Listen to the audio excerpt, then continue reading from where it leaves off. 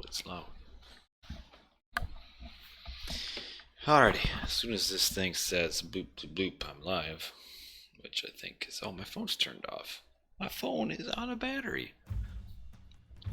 Let me plug this phone in, and I'll be right, oh my goodness, I'll be right back.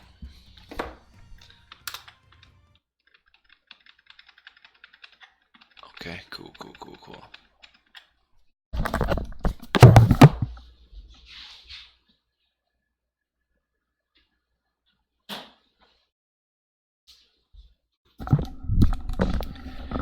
Alrighty. So, tonight, seeing as I am now on the late night shift at work, and now I don't work tonight, so I will be on the late night shift of staying up to kind of keep my schedule. I'm going to do a few, probably two, matches from the ongoing 1v1 spring tournament for Age Mythology. I think this looks like everything's working good. So I'm going to be doing the quarterfinals, which I have the brackets here. Spoilers if you don't want to see previous rounds. So this is the 1v1 spring tournament, and I started off with quite a few players, like probably 40 players or so, right around there, which is a good number. That was a good turnout. And we've got, after the quarterfinals, which I've got here in the corner, is a group stage for the final 4 players. So that's why I'm doing the quarterfinals, because then these players go into that group stage, and the 2 players advance from the group stage, and then those play for the actual finals. So it's kind of a normal bracket all the way up to the semifinals, which is actually group play. So we're looking at the top 2 matches here. I think I'll end up doing tonight, which is Joe versus reDo, and then after that, hopefully, might be really late, but we'll do it anyway, is Moore versus Brickhead, depending on how many games we've got in Joe versus reDo or how late it goes. So we'll just kind of follow our lines here for Joe, who got it by first round. He was seeded first seed. Joe did win our last 1v1 tournament. So Joe beat Iron Maiden. I wish it showed the game score here, which it doesn't. And then Joe beat Ravage to get to the quarters, and reDo beat Hagrid, and so it's probably a pretty good series between reDo and Omega, unless maybe Omega forfeited, I'm not sure. And then reDo is now up against Joe. These are 2 of our better 1v1 players right now. So just for sake of time, I will just jump right into these games here, and we will have fun. Oh, hey, I think I had the thing covered up. What's up, Zebchi? Okay. So, I will not play a game right now. I will recorded games. We are going to Spring Tourney, quarterfinals, Joe versus reDo. Look, it's even the first listed here. That's awesome. So, I think this is all just random map. I played in this tournament and promptly got eliminated. But yeah, and for my round it was random map. I would assume this is also a random map as well. So we will go into game 1, Joe versus reDo. We got set versus set. Yes, this is Notification Squad Assemble. Yes, this is Shelty's tournament. Hold on. I need to get my chat moved over. I forget it's going to be in the way over here. So this is Shelty's 1v1. Yes. Hold on. Let me pause this thing here, which is still going on. So that's why I'm kind of doing the quarters, because I feel like I can probably catch up to... Oh, it's not letting me move it. Okay, whatever. Anyway. We will start our game here. So Notification Squad Assemble. You're right. Appreciate you guys tuning in late at night, even if you are a wife beater, but that's okay. So we've got Joe on the top right in our first match, and then we've got reDo on our bottom left. Both are set. Joe historically is an Egyptian player primarily. Oh, I hit fast forward. It's late. Primarily, he plays Isis. But he's probably going with Set because Set probably overall is a little bit better than Isis with the current state of the game. Joe used an early vision probably to get or try to find some good animals to convert, but all he saw were some lions. I'm not sure what his priest is doing. I guess he's... Oh, I think he was hiding. Never mind. I think the Pharaoh scouted the priest. Because I did see reDo's Pharaoh out early. And he was looking for the Yes, that's what we have. A little hide and seek. And so he went to the corner to try to hide and did not hide good enough. reDo putting a lot of value on the early animals as Set. You can convert animals, so him fighting the priest prevents that. But I'm not really sure if losing your 20% empowerment is worth the Pharaoh harass. I mean, it's kind of hard to quantify it though, because if you can get early map control based on the harass of the scout, how are you really able to compare that to the loss of 20% hunt for this early time period? So I don't know. I think it's not a bad idea initially, but it's now been probably a minute and a half of lack of Pharaoh empowerment, which, I mean, that's pretty significant when you're considering that's 20%. And it's basically, I mean, if we've got 6 vills, that's over a villager down, yet he is without empowering. And he's still scouting, too. Like, this is... Like, maybe a little harass early on would be great, but this long? I'm not sure it's worth it. And this... Okay, did get him with the second shot. For Set versus Set, typically what you're going to see is early town center grabs, which is why reDo is putting a big... I guess this guy's just hanging out. Which is why reDo is putting a lot of importance on the map control, because he actually might try to get this town center. And if he can get this town center, basically he gets access to this one as well. So that's probably what he's trying to do. But a lot of Pharaoh idle time. And he did get the elephant, which is a key conversion. And now, but see, even though he converted the elephant and kept the priest idle over here, we just have Joe is now just converting elephants on the other side of the map. So I say the loss of eco probably was not worth that, but we shall see in the long run who was right or wrong. It looks like Joe might be advancing earlier. Yeah, he is already up to class about 30%, and so he's about let's see, 30% comes up to about 20 seconds faster. Can I help you out with hotkeys? I guess, what is your problem with hotkeys? If your keys are hot, let them cool. I mean, I'm not exactly a speedy player nowadays. My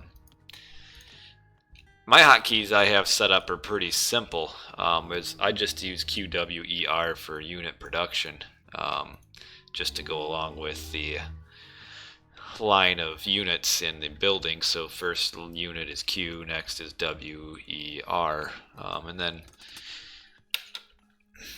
okay, but that's the basics. So Joe is up. Looks like he is just grabbing a back town center, and he is moving his Pharaoh forward.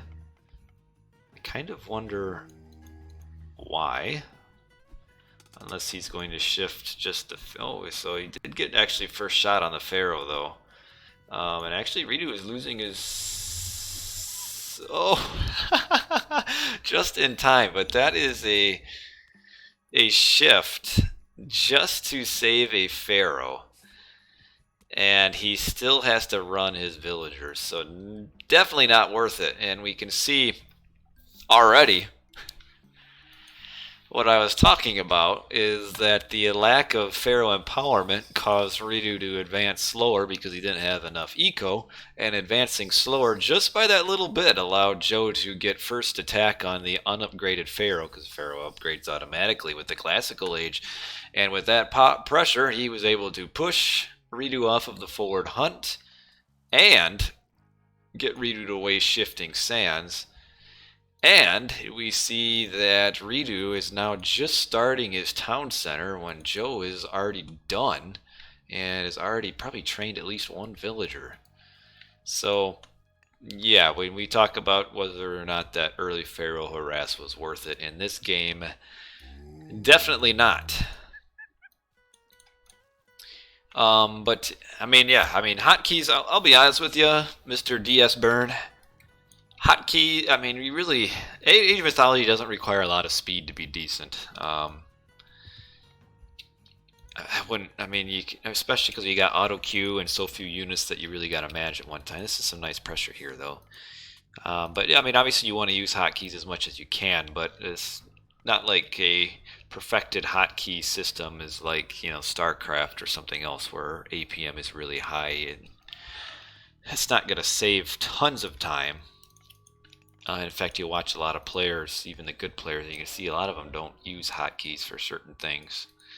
But okay, so Joe has counter pressure, or not Joe, reDo has counter pressure here to force some villagers back, but we've got Joe with converting the elephants has 2 elephants he can just plunk right next to his town center and safely gather, rendering all this useless. And again, we have our Pharaoh from reDo forward and not empowering, and quite the fight down here. We have a squadron of units from Joe, and the elephant is just going after that priest.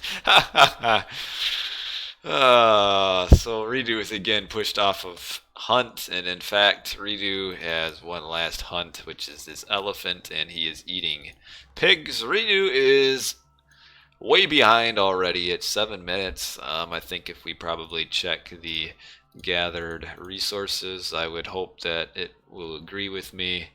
And yeah, look at how far back reDo is. He is almost 500-600 behind for food, and quite a bit. I mean, just look at the difference in economy based on Pharaoh empowerment and no Pharaoh. I mean, Joe actually might be a little bit ahead from something here, but yeah, just not worth it. But that's okay. It's easy to sit in my chair and say what is or is not worth. Joe moving to this gold mine. I assume he is advancing. Yep, 60%. reDo probably way behind on that. Let's see, I think my command should work. Yeah. And so reDo not even advancing yet. He's probably going to be at least a minute behind and just trying to get... You might get this villager. One villager. When it comes to gathering resources, especially wood, which is kind of all over the map, I would suggest you gather it from safe locations. This is, like, of all wood places that Joe could gather, this is the least safe, and he was gathering from there. So, is it a big deal? No. But did he need to lose that villager? No. But, yeah, just, that's a tidbit. If you can gather safe resources, generally, that is what you should do. He did get hand axe, I saw, which is awesome. It looks like he's going to be pumping a ton of chariots, which, yes, he is doing that as I speak. And reDo is up yet. Ooh, only up 50. Like, this is a really slow advance for set. Really, really slow. You can see how much of an army. In fact, with Joe advancing this far ahead, he should really focus on being aggressive with his units, because he knows reDo won't try to build an army until he can get a Migdal, and that Migdal is not going to show up until after he advances heroic, obviously, and he'll probably put it on his forward gold mine. I mean, this is an obvious place. I don't know if Joe ever scouted it, but this would be an obvious place for that first Migdal to show up at. But Joe is just sitting, calmly sitting.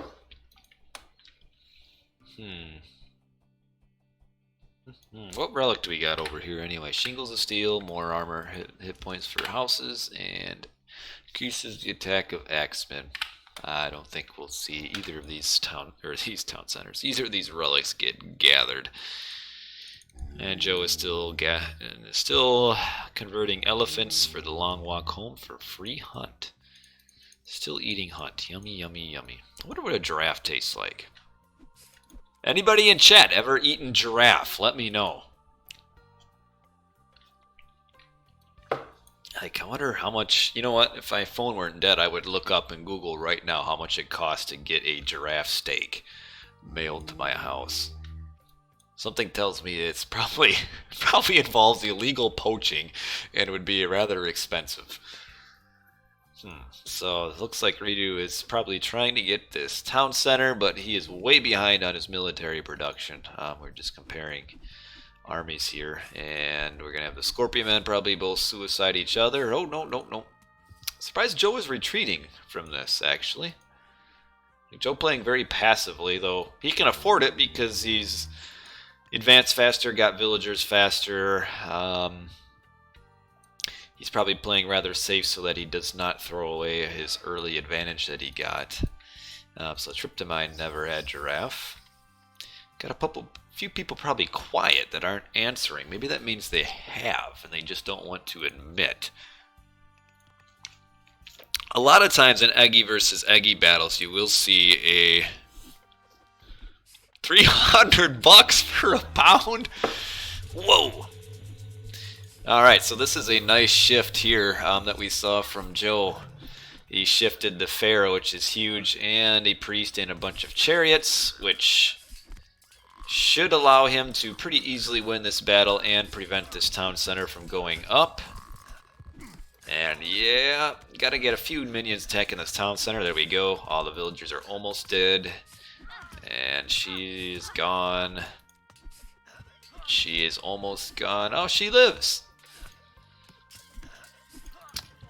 Surprised on these priests. Yeah, there you can get on the Scorpion Man there. But yeah, solid win for Joe here. Again, just the faster advance and then still having shifting sands to shift away the Pharaoh. Chariots, because actually if he wouldn't have shifted the Pharaoh, this town center probably would have gone up. But yeah, so this puts Joe pretty significantly ahead. He's going to be able to get his town center. He has map control. And reDo's got a very sneaky little market in the back there. $300 for giraffe jerky. It's just jerky. Wow. Better be some really good jerky for $300. Oh, another thing. Eggy versus Eggy battles, or even when you're playing Eggy at all, always get your Pierce upgrade for your armory. See, Joe doesn't have it, and reDo doesn't have it. 150 gold, 150 wood. It is definitely worth it. A lot of idle villagers here. reDo's kind of running a little bit of a problem, where he is currently not having anyone getting food for him. Well, just 3 villagers are getting food for him. He's going to try to kind of heroically get this town center, but I don't think it's going to happen. Joe finally has his first siege tower showing up, coming away from... Where does this siege works? Ah, right back there. Yeah, he's building this one forward so he doesn't have this siege tower coming all the way from back here. This hyena's still sitting here. Probably just sitting here looking for when the market gets built, which is way up there. Is Joe advancing? No, he's not. He's actually not opening quite as much of a lead as I thought he would. He is up pop, obviously. Alright, now the one thing that he does get, though, he has his town center. He'll be able to kind of flood mercenaries here, which will likely be very difficult for reDo to then get this town center. But we actually have a ton... These chariots are all shooting at the siege tower and not other chariots. But I'm not sure how reDo is going to plan on ever getting this town center facing the waves of mercenaries right next to him. So he's already fighting at a 15 population disadvantage, and then also additionally the mercenary disadvantage, which these guys are utter tanks. 228 hit points with 50% pierce armor, so you might as well double the pierce armor hit points. How is he doing for eco? Decent attacks. Better than reDo. Does he have plow? Yes, he does.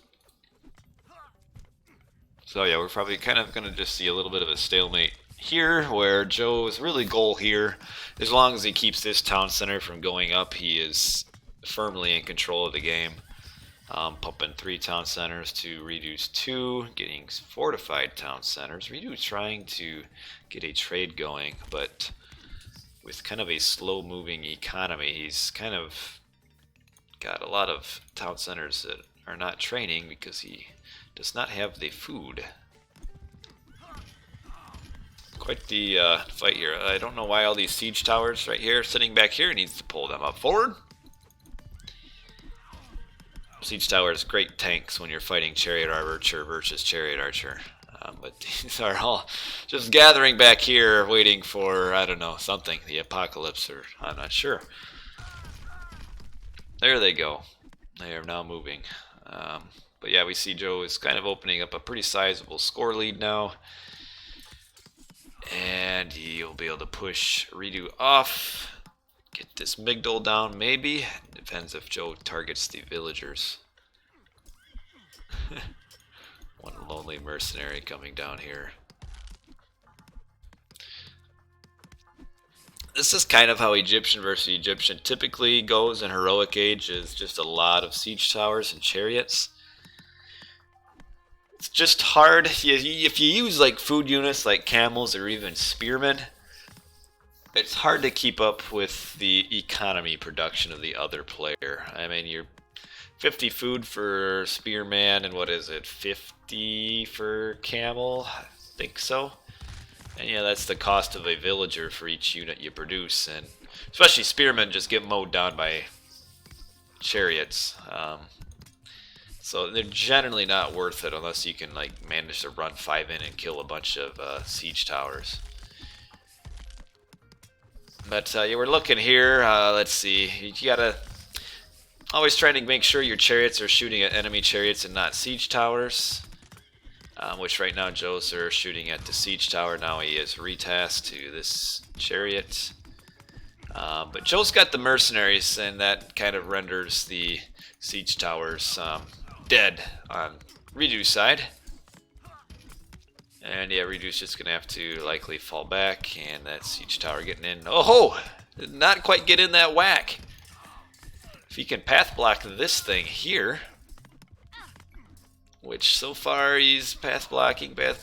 Oh, nope.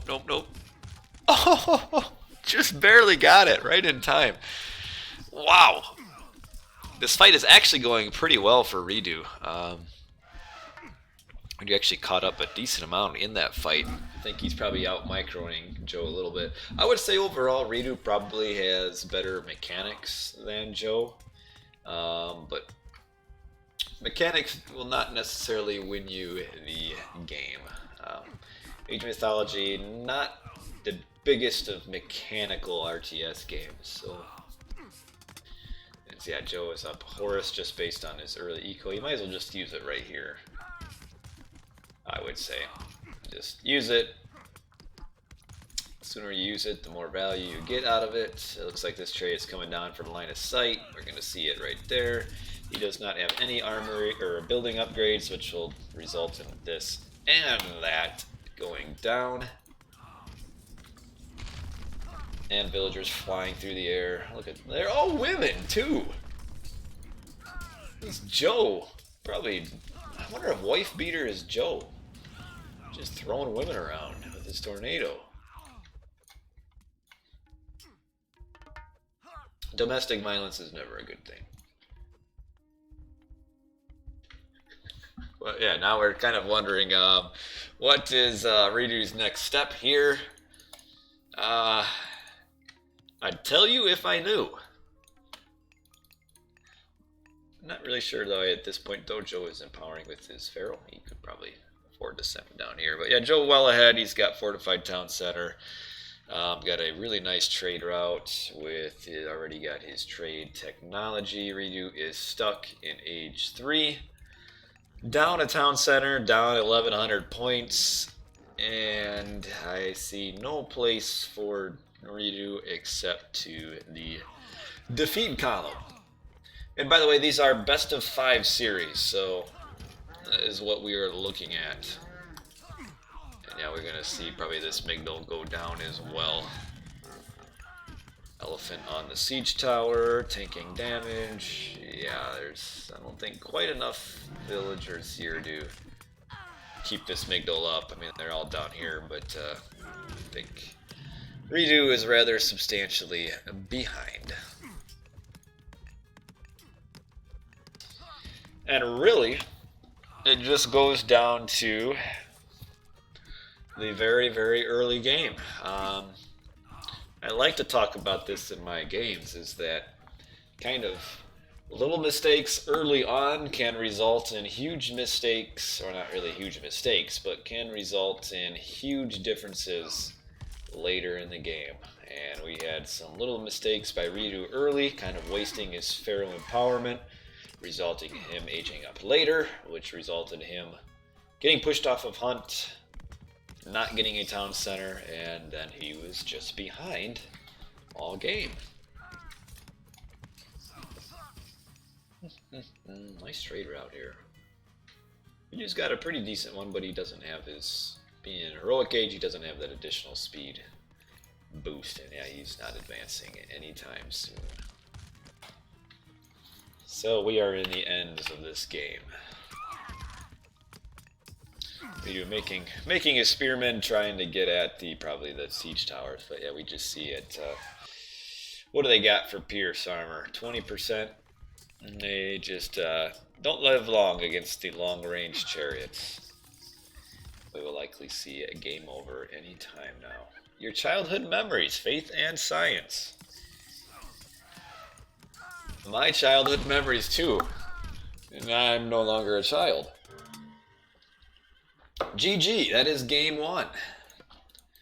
So we will just take a quick look at our resources, and actually reDo was able to keep pace longer than I thought, based on, and even he was kind of similar in villager. I think he got his trade earlier, which helped reDo keep up, but he was just behind military units, and then just that big loss at his forward town center kept him from staying in the game. So we will update our little scoreboard here really quick. So Joe has gotten first blood and is up 1-0 in our little 5-game series. And so Mr. Faith and Science, I don't think I've seen you in my chat before. The Age of Mythology community is still alive and well, probably not quite nearly as alive and well as it used to be. Well, definitely not. I'm going through a tournament that we got going on here. I'm doing the recorded games, and we are in the quarterfinals matchup up here at the top. Number 1 seed Joe against number 9 seed reDo, and we will move on to game 2, which is now Set versus Zeus, and random map gets us Oasis. So Joe's staying with Set, and he is on our eastern edge of the map. And reDo is changed to Zeus on the western side, reDo being the color red, Joe being the color blue. And we're on Oasis, which is typically a very low hunt map. And actually we see Oasis this time has almost spawned the highest hunt it can. I think the 5 giraffe spawn is the largest hunt spawn for the second hunt. It can be as low as like 2 gazelle and a giraffe, which is much less food than what you got here. And I think even our starting hunt is almost at max as well. It can go from 2 to 5, and we are at 4. So as much hunt as you will ever see almost on Oasis. Oasis also has a bunch of goats scattered around the map. There's one here, and there'll be more if I can find them. And actually, well, I'm talking about the high hunt. It actually has low goat count. The goats can spawn kind of a variety. I just killed a. Did I kill the bug? There's a bug flying around in my house. Um, Even the herdables can vary a decent amount, and we've got one spawn herdables. They can go up as from one spawn to three at a time, and we've got the one. I did pick out reDo to go far. I did, yes. I like reDo. I think he's pretty good. I am surprised that he switched to Zeus. I really don't think Zeus does super well against Set early game.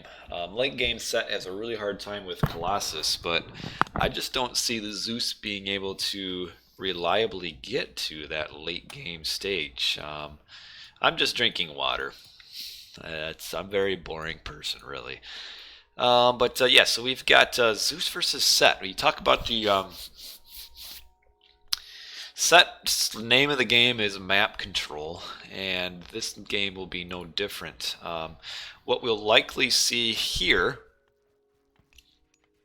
is the Set will oftentimes against non-Egyptian do a very early forward shifting sand. So what he'll do is collect his Wadget, his 3 Gazelle, his 2 Hyena, throw in a Priest and a Pharaoh, and any converted animals, and then shift them forward. So he'll probably try to advance up to like 415, 430, and try to probably shift to this hunt here, which will still, with it being so much, will still be there by the time he advances. And that's what Set does, is shift forward, push the enemy off of hunt, and then fall back, get a town center. And if he really wanted to be a jerk, he would like shift some villagers too and get this town center. I don't know if he'd do that though. That's a little bit of risk, but you know, high risk, high reward. How am I doing? I am doing great. Man, some of you guys have some really strange names. Vercingetorix 5. Man, I'm probably hacking the pronunciation, but that's all right. What relic we got here? Blanket of Emperor Zoe. Buildings more resistant to siege weapons. Not bad. And our other relic is the Pegasus Scout. Will gradually appear at this temple. It's kind of a free scout, which, I mean, free scout is a free scout, but it's not the greatest. So we see reDo is, he's probably going to want to advance pretty quick. How are we doing for eco? reDo. reDo is ready to advance already, and what Joe is already, yeah, he's gonna be up probably 420-ish, and I see he is moving his Pharaoh down here to his gold mine. Probably looks like he is getting ready for his forward shift. And yeah, Joe scout the giraffe? It's the name of, you know what, maybe you were in my chat before. I remember the talk about a Germanic leader, something like that. Yes, Joe does now have line of sight of this, so he is definitely, ooh, he's bringing his Pharaoh forward. Looks like he is trying to get aggression without having to shift. Asterisk and obelisk. Oh no, he's getting the scout? Oh no, this is kind of unusual. Okay, so he's picking that up on his way down. I don't know, I feel like the shifting sands aggressive play is kind of your best option here. But okay, he's gotten his vision. He might be shifting. No, he's not going to shift. Just to get line of sight, I guess. I don't. I mean, I guess what else is he going to use it for? Oh man, you're getting into quite the debate there. A Vubli or the extended edition. He's trying to prevent a town center from going up, I think. Oh, reDo is going up here. To get this town center, he's probably going to have to cast, he definitely will have to cast Ceasefire. His pharaohs, or not his pharaohs, his heroes are the wrong location. He's wanting to, I'll get into that in a little bit here. I'm talking about the game, but he sent his heroes down to his the bolts on. You know, he might he could kill all of this, actually. There you go. Just kind of spread the attack. Okay, so we have Jason showing up. Yes, people still do play with Titans. That is the primary. Ooh, we have the shift. So actually shifted. Ooh, both. Did get both heroes, which is a nice shift. But we'll hopefully be able to get... The bad thing is, when he shifted, he also shifted all of his... When Joe shifted, he also shifted all of the animals back. And that kind of hurt his aggression down here. Now, the shift is actually kind of coming back to bite him. He's now got the heroes in a free aggression on Joe's hunt. So the shift kind of bit Joe in the butt. It did. The shift actually pushed Joe off of his own hunt. This is a nice counterplay by reDo, whether planned or not. He killed one villager, did not have to use his ceasefire. And, well, no, just get one villager. And, oh, we got to watch it as firmly planted himself next to here at a shift. Yes, the running joke. But what we did see is the Wadjet did push the villagers off of Hunt and actually push them off of Chicken as well, and they are now currently idle. And reDo is doing what you almost never want to see, which is the villagers gathering from monkeys. The monkeys are so annoying to kill because they got high hit points and low food. They like to run away a long way. So it looks like things are calming down a little bit. But so even though that shift didn't go great for Joe, during this entire time, Joe is kind of freely booming. He's got 2 town centers. Doesn't have a lot of hunt though, and so that's kind of delaying his town, or not his town center, his heroic age. Well, yeah, monkeys are just so ruinish, just terrible to hunt. Very annoying. So Voobly is the competitive community. Extended Edition has some competitive players, but it is definitely more casual. I think 250 to 300 players on Voobly that's a little generous. Probably 200 is what you're going to see peak, unless I'm missing things. But I think Voobly has room for the casual players, but definitely the skill level is higher on Voobly for sure. So as a new player, it can be a little bit frustrating, but Extended Edition has its own problems as well. I mean, it has a player count. It has, and another difference is Extended Edition has quick search, where you can just hit a button and search and play. Whereas Voobly doesn't have quick search. You got to join a room and launch, and you get players that pick and choose matches. So it can be a little more frustrating on that way. I mean, EE is definitely probably more noob friendly, but it has some issues, quality issues, or a little bit. Like for me, I don't like EE because I think the graphics are downgrade, and the main thing is that it just seems like EE always has kind of existing slight lag. Like there's always, like, I kind of equate it to trying to get a little bit of a raid here, but I don't know if the Centaur Rush is really worth it on this map. But like I equate the Extended Edition lag to like input lag that you get from like playing on an emulator as opposed to the real game. Like you're talking like Nintendo games or Super Nintendo. You play it on the system and there's no input lag. You play it like on an emulator and it's kind of almost has like a slight input lag. And I kind of equate that from going from the original to the extended. It's just, there's just something that just seems a little bit off with the input. And maybe that's just me or my computer, I don't know. But Joe is okay. He is now up. The Titans, not a ton of players make Titans now. Like as the game has gone on, Titan use has gone down considerably. Like I remember back in the olden days, every game almost ended in Titans. Nowadays, Titans are not too common. You don't see them a lot in 1v1s, and you see them a decent amount in team games. I mean, that's kind of normal.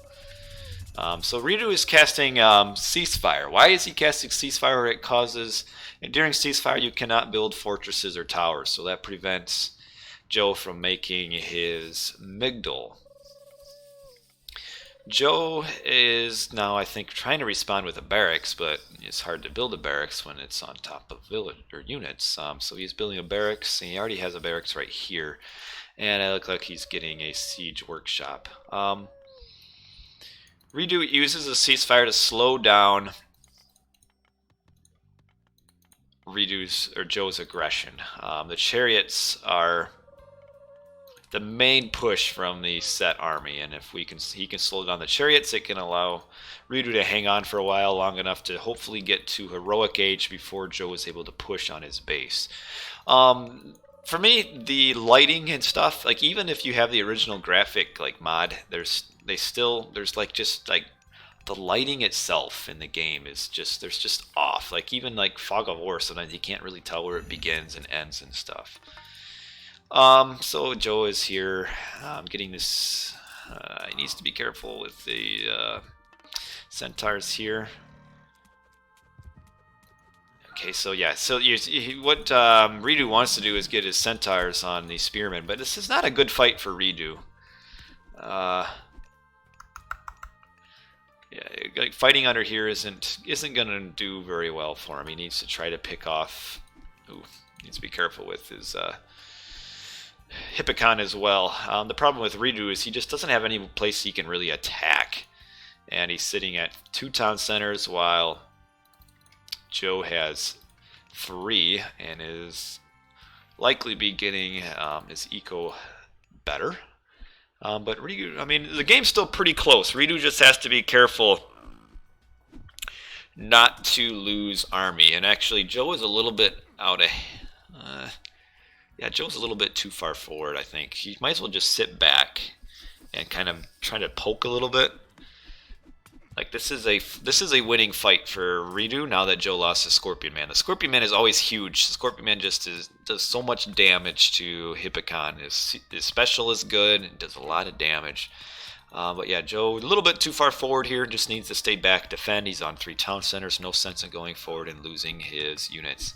Is a hybrid patch popular? Not really. There was a tournament which kind of encouraged to play, but outside of that, there's not much use on it. It's kind of there, but that's it. Yeah, so far I'd say reDo playing pretty well this game. Definitely better than the first game. He is getting his 3rd town center. Let's take a look at his eco upgrades. Got the first line of everything. Joe has not hand axe. Otherwise, he has everything. In fact, Joe does not have a lot of wood gatherers, mainly because he is, or was, training spearmen.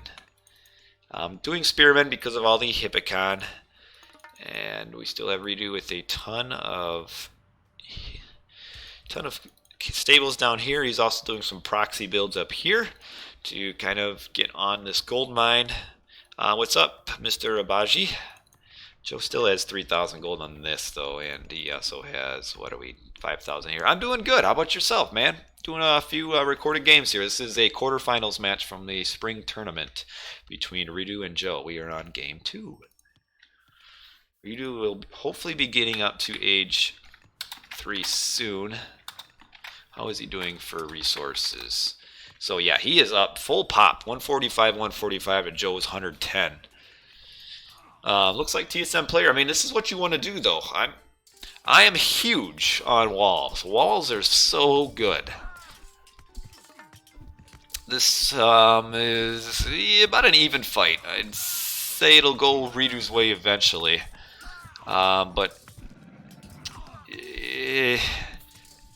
he might win the fight, but I think he's at the cost of too many Hippocon. And actually, he is getting pushed off. He is forcing the mercenary production, though, so now he should just fall back. As soon as he sees the mercenary, he might as well run back. not that fight probably not worth for reDo. Best to stay back, especially since he's almost or getting up to heroics soon. Yeah, 50% up. You don't want to lose your valuable Hippocon. Just stay back, get your upgrades, and see now that he lost his army. Now Joe is pushing forward.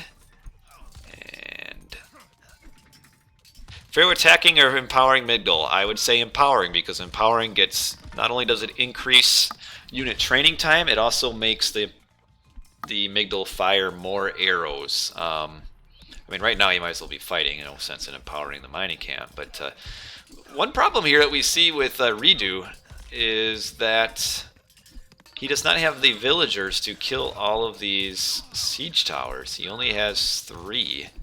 And not enough Hippocon because he lost so many right here. So this is a really nice counter push by Joe. If he can get this town center down, which it looks like he is going to, that is a big win. Yeah, the town center's down. This is a big win for Joe. Mainly off of the back of reDo losing too many units there. And did not quite have the army to, like, if reDo doesn't lose his extra Hippocon there, he has enough to defend this attack. reDo's still ahead in score. I think he's probably ahead economically. But he might have a little bit of a tough time getting his town center back. Yeah, a lot of players, I think, underestimate the empowering of, like, Migdals as your Pharaoh. Unit train time, especially like when you only have one Migdal. And I forget what the amount of unit train time is that it cuts down, but it is pretty significant, like 30 or 40%, somewhere around there. And that's just huge when you have one building training. Yeah, I think reDo might end up being able to push back and get this, but it's getting Joe time to solidify his economy. Why balance patch does not allow bolt on the Iraq? It's kind of an old change from way back when. It could probably be removed at this point.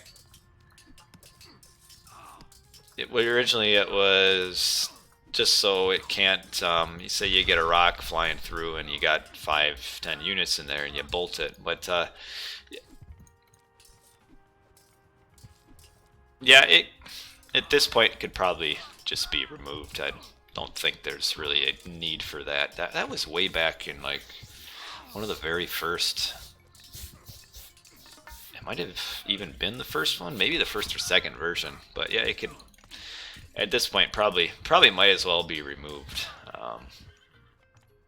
I don't disagree with your question. Yeah, is there someone around here on the patch team?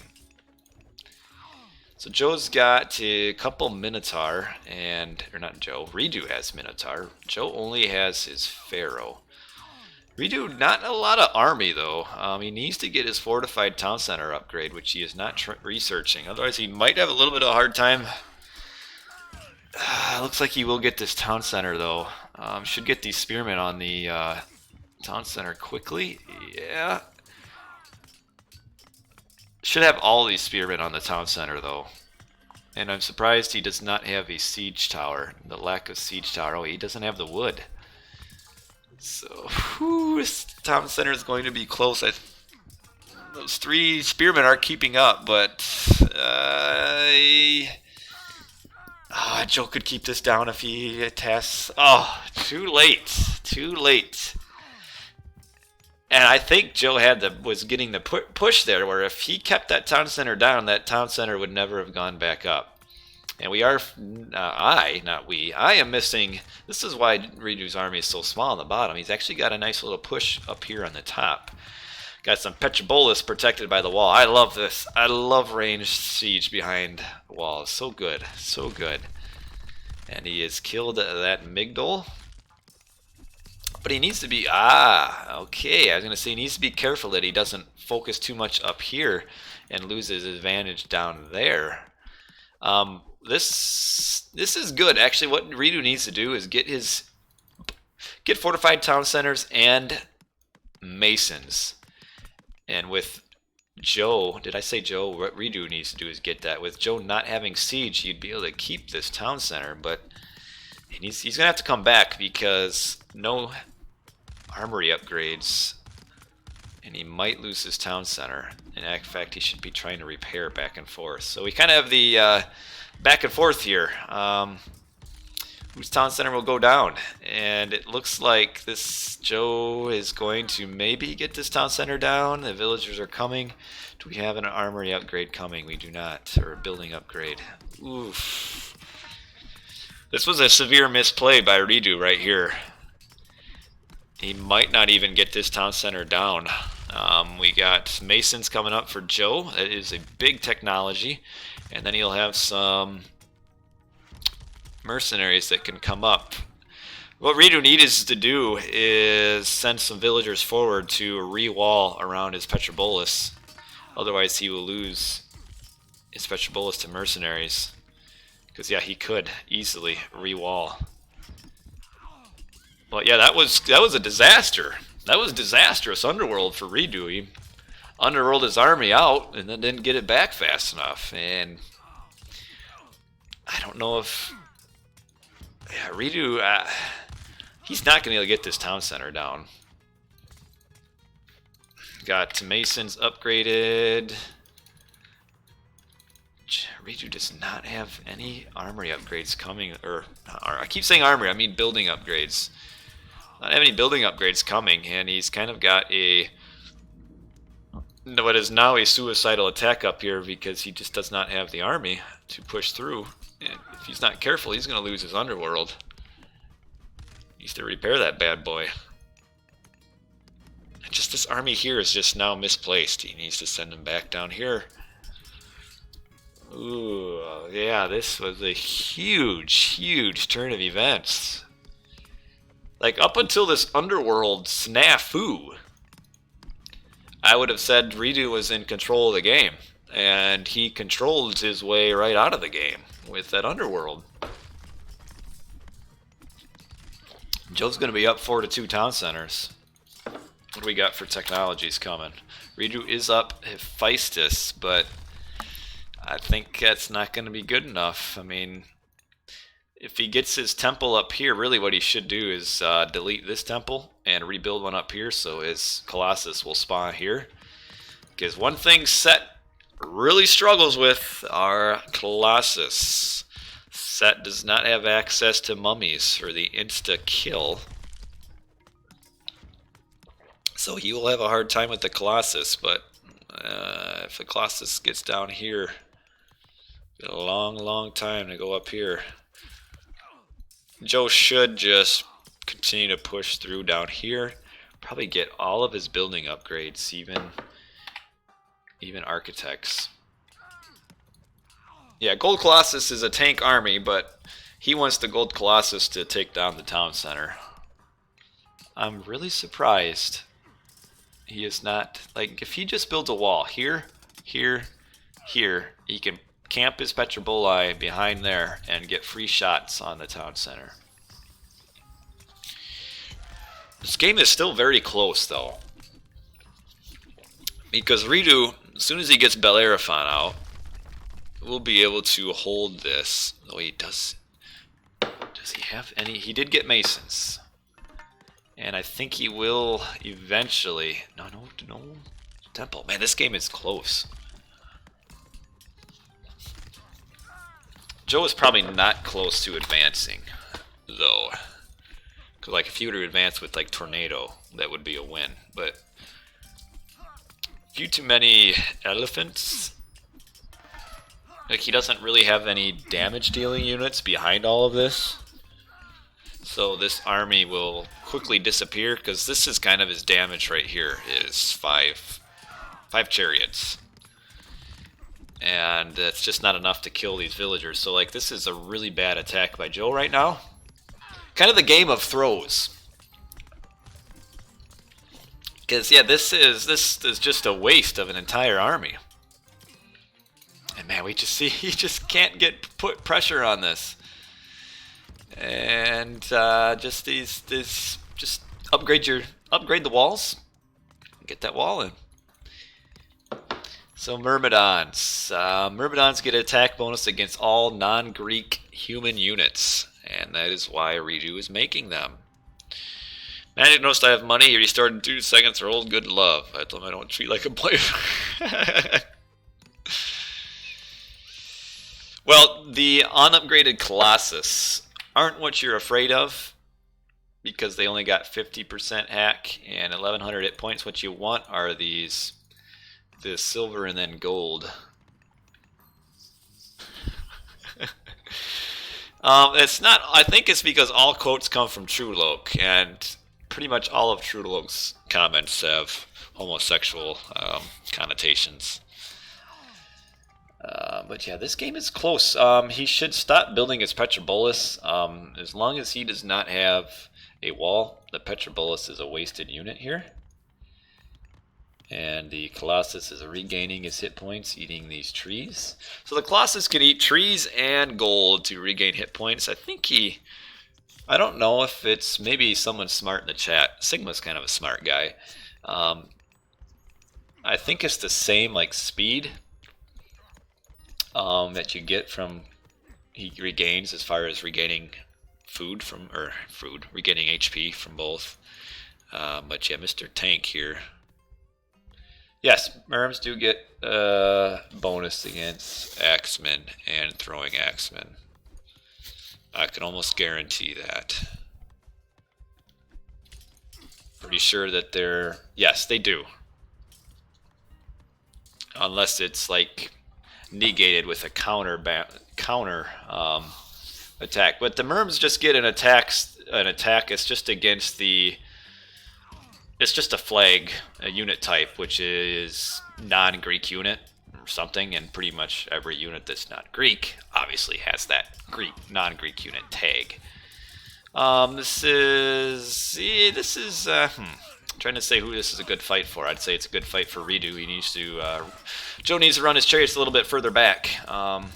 You can see one attack from the Myrmidon does so much damage to these chariots. And we've got this Colossus whacking on it. Yes, Myrms. I'll say it again. The Myrmidons have an attack bonus against all non-Greek human units.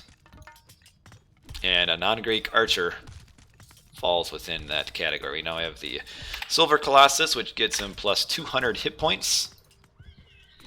Bella back here causing some mayhem. And we see that Joe losing all of his army up here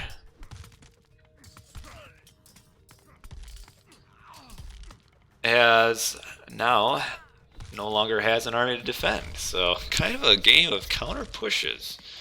We have this Helipolis trying to attack. reDo should... One thing I've noticed that might really hurt reDo later on in the game or coming soon, he does not have a trade route. No trade route, and this is his only gold mine, which has a... oh, no, never mind. Never mind. Got this gold mine in the middle, but still no trade route, and Joe has a very healthy trade route, and he is up Mythic Age through Thoth. So he has a meteor he can throw down somewhere. reDo needs to throw down some towers. Are you sure that the Fanatics don't have bonus versus archers? I'm not so sure that is correct either, but it might be. This is a best of 5. We are on game 2, and this game is quite the slugfest here. We have villagers building. Good eco upgrades for Joe. Good eco upgrades for reDo as well. Alright, so reDo trying to get back his town center and gain control. We have a meteor being used.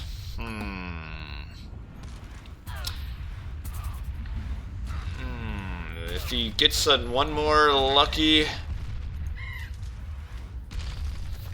one more blast. Oh. Oh, the meteor reached maximum building damage, so that's why those last two didn't do any damage.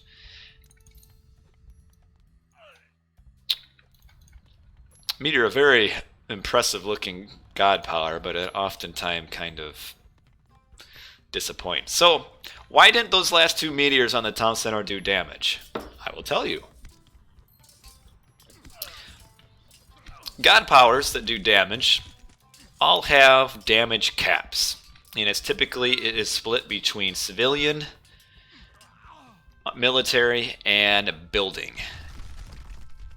And these two deep meteors, the last ones, did not do damage to the building because it had apparently already reached its damage cap, which for meteor, don't know the exact number off the top of my head, but it's somewhere around like 6 or 7, maybe 8,000 damage. And that's 8,000 damage before armor negation, so it's not truly 8,000 damage. It'd be 8,000 damage, then whatever armor is being diminished, so it'll end up being, you know, practically 6,000 damage. But one thing that meteor did do is it caused enough mayhem back here. It allowed Joe to regain his town center.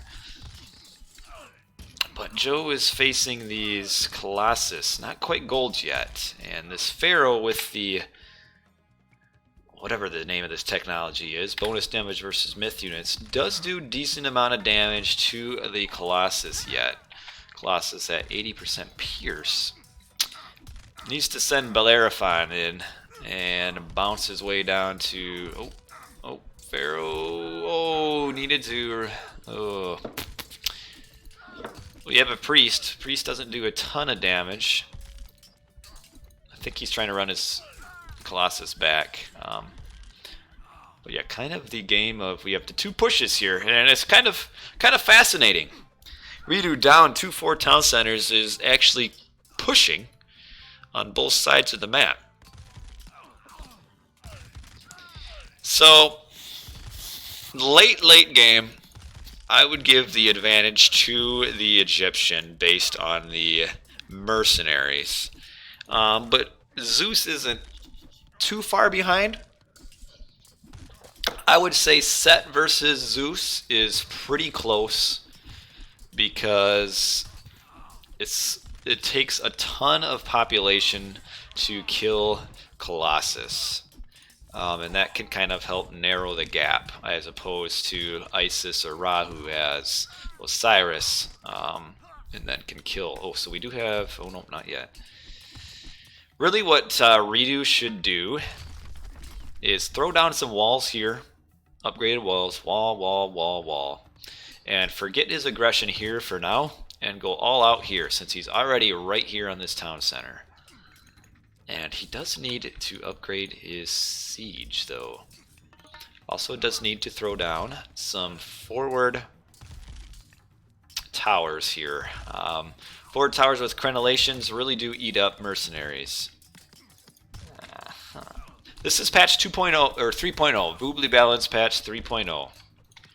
So it is a kind of a custom, well, not kind of, it is a custom patch that has gone through several different iterations. I think 3 is actually like the 7th version. It's really, I don't know, overly complicated.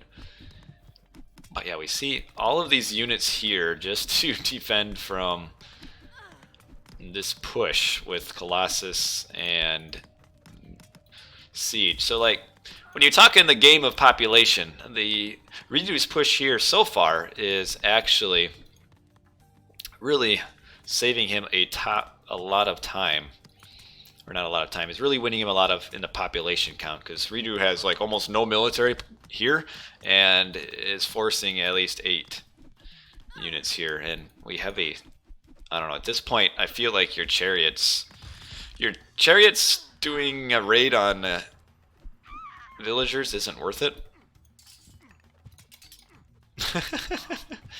Is this the most played patch on Voobly? Yes, it is. Voobly, the competitive community, does do a lot of, mostly does 3.0. But we see, I actually mentioned maybe a minute ago that reDo should throw down some towers, and he did. He has actually upgraded towers. No crenellations yet, though. He needs to get himself some crenellations. Joe getting architects, which is a 2nd building upgrade. Joe very boldly putting his villagers forward here. This game is still very close. Okay, so we see... Aha, we see the wall coming in around the catapult here. The reason Joe is doing this, he is assuming he is losing this town center, which he will. He just wants to keep this catapult here behind, safely behind enemy walls to prevent reDo from getting this town center built. But he should, he really doesn't need to put it here. He could just hide the catapult right there. But, oh man, I didn't build that wall in time. Now this raid is a lot better in the trade route, killing lots of trade, and might give Joe enough time to start putting a push up here as well. But yeah, this is a really nice raid now on the late game trade route. That really hurts. But what also really hurts is Joe lost his catapult, so he cannot get on this. I'm interested in seeing, but this game is getting juicy, what reDo eco is, because he's going to get this town center, but I'm a little bit concerned now that he won't have the eco to make an army because of this right here. This is a really good raid. Like these Myrmidons now are a little bit out of position. Need to be coming back and saving his economy. But I guess they're slowly getting rid of it. But this did a ton of damage to reDo's economy, and is allowing now Joe to get a lot of forward buildings here. Still no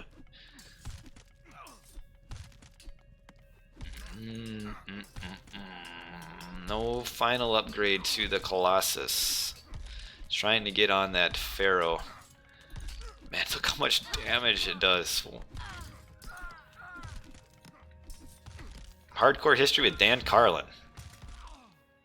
A little bit of a raid here. We still do not see the upgraded siege from reDo though. And nor do we see upgraded siege from Joe. This Colossus still living on. Look at it go.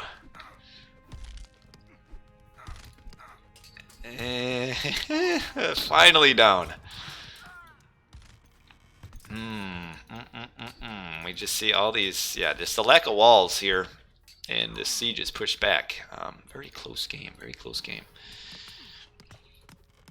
Well, we have a lot of people that are history buffs, it looks like, talking about podcasts and things. You know, I should probably get into that. Are those free, or you got to pay money? I assume probably money. I like history, I find a lot of history books to be pretty dull.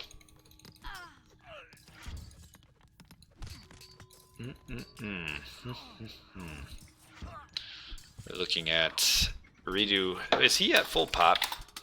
No, he is not. See, this is what I'm talking about. He's at 125 and 160 pop.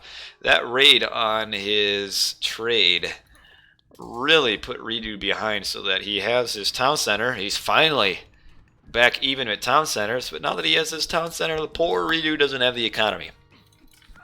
Got Myrmidons running back from here. reDo has a Manticore, which actually do pretty decent damage. Alright, Manticore kind of one of those few units that you can kind of afford to, few non-heroic units that you can, or non-mythical myth units that actually aren't terrible in Mythic Age. Does Joe have his? He does. What a trade route right here. reDo's probably wishing right now he hadn't wasted his underworld, because late game Zeus push like you underworld here with 3 Colossus and Myrmidons, and oh no. Does he have crenellations yet? No. Crenellations gives ×3 towers versus cavalry. Now reDo without, where is this Bellerophon? Nowhere to be seen. Does this have one? Sending these villas in to try to get this. I think they're going to kill this catapult though, because the Migdal is shooting at the granary. Yeah. These 3 villagers are heroes, and here comes the Colossus to bash the other one. And that town center will be saved. Oh man, this game is really close right now. Really, really close. We got Joe with the edge down here and reDo with the edge up here. The problem is we have Joe with a huge trade route so that he will be able to pump mercenary for a very long time. Then the counter to that, what reDo has to do is forward build towers. And oh, this town center is down here. Oh my goodness. This is looking pretty poor for reDo. Not the end, though, because reDo was still not at full pop. But you don't want to lose your, especially this is your trade town center as well. But he does have his gold mine here. I just don't think without the upgraded siege tech, I don't know if he's going to be able to get this town center down. And Joe can really almost just grab this one. Unless we can get a Colossus to pop out. And oh, he doesn't have the pop room for his Colossus. Oh no. Will he get this? Joe has he has all 3 building HP upgrades. Well, man, reDo will get this down because Joe has no army except for the mercenaries. It's like a base trade. And that is also Joe's trade route as well. But Joe's going to get this town center. Oh, man. reDo trying to get towers built there. But, yeah, Joe's army. Where is Joe's army? 158 of 140. He has. Where? This is. Joe's army is his Axemen, which aren't doing a whole lot anymore. Yeah, he'll now build bases on the opposite corners of where they started, and the game starts over at 37 minutes. Yeah, Joe has 2,700 gold. Here's Joe's problem right here. This is a common mistake with Egyptian players, is the overproduction of trade. And he's sitting at 3,000 gold, 4,000 gold. That's just too much population right here. Well, let's, what do we got? 30. He's got 45 caravans, which means he has no army. And in the olden days of Age of Mythology, you could get away with that because mercenaries trained super fast. So even if you had 100 caravans, you could just train mercenaries and they get like 15 mercenaries in like 20 seconds. With the patch, it has a nerf to the mercenaries where they train a lot slower. So the masses of trade is not quite worth, but Egyptians can still do quite a lot with just pure gold. And reDo, this tower is, reDo needs to get this catapult shooting at this tower, because this tower is really slowing down the production of, or the building of this town center. Man, this is a crazy game. I'm glad I watched this game. We got villagers attacking the Midgard here. Bellerophon coming around, and he will, I think it's 3 shots per villager, but whew, we now have the problem that Joe was having, is that reDo does not have an army down here, just Bellerophon, and he needs to be he needs to get on the catapults over here. This Bellerophon needs to run over here, get these catapults.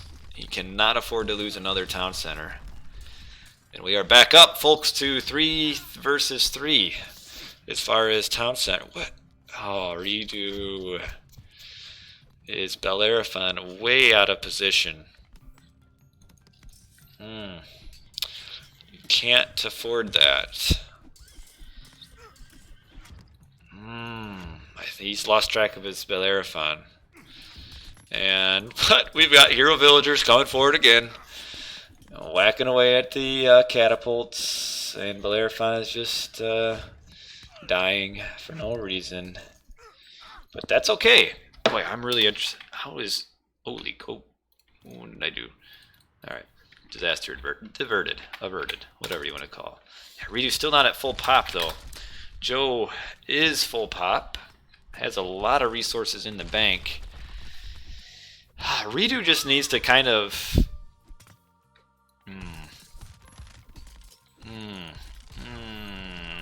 disaster diverted. I did say that, didn't I?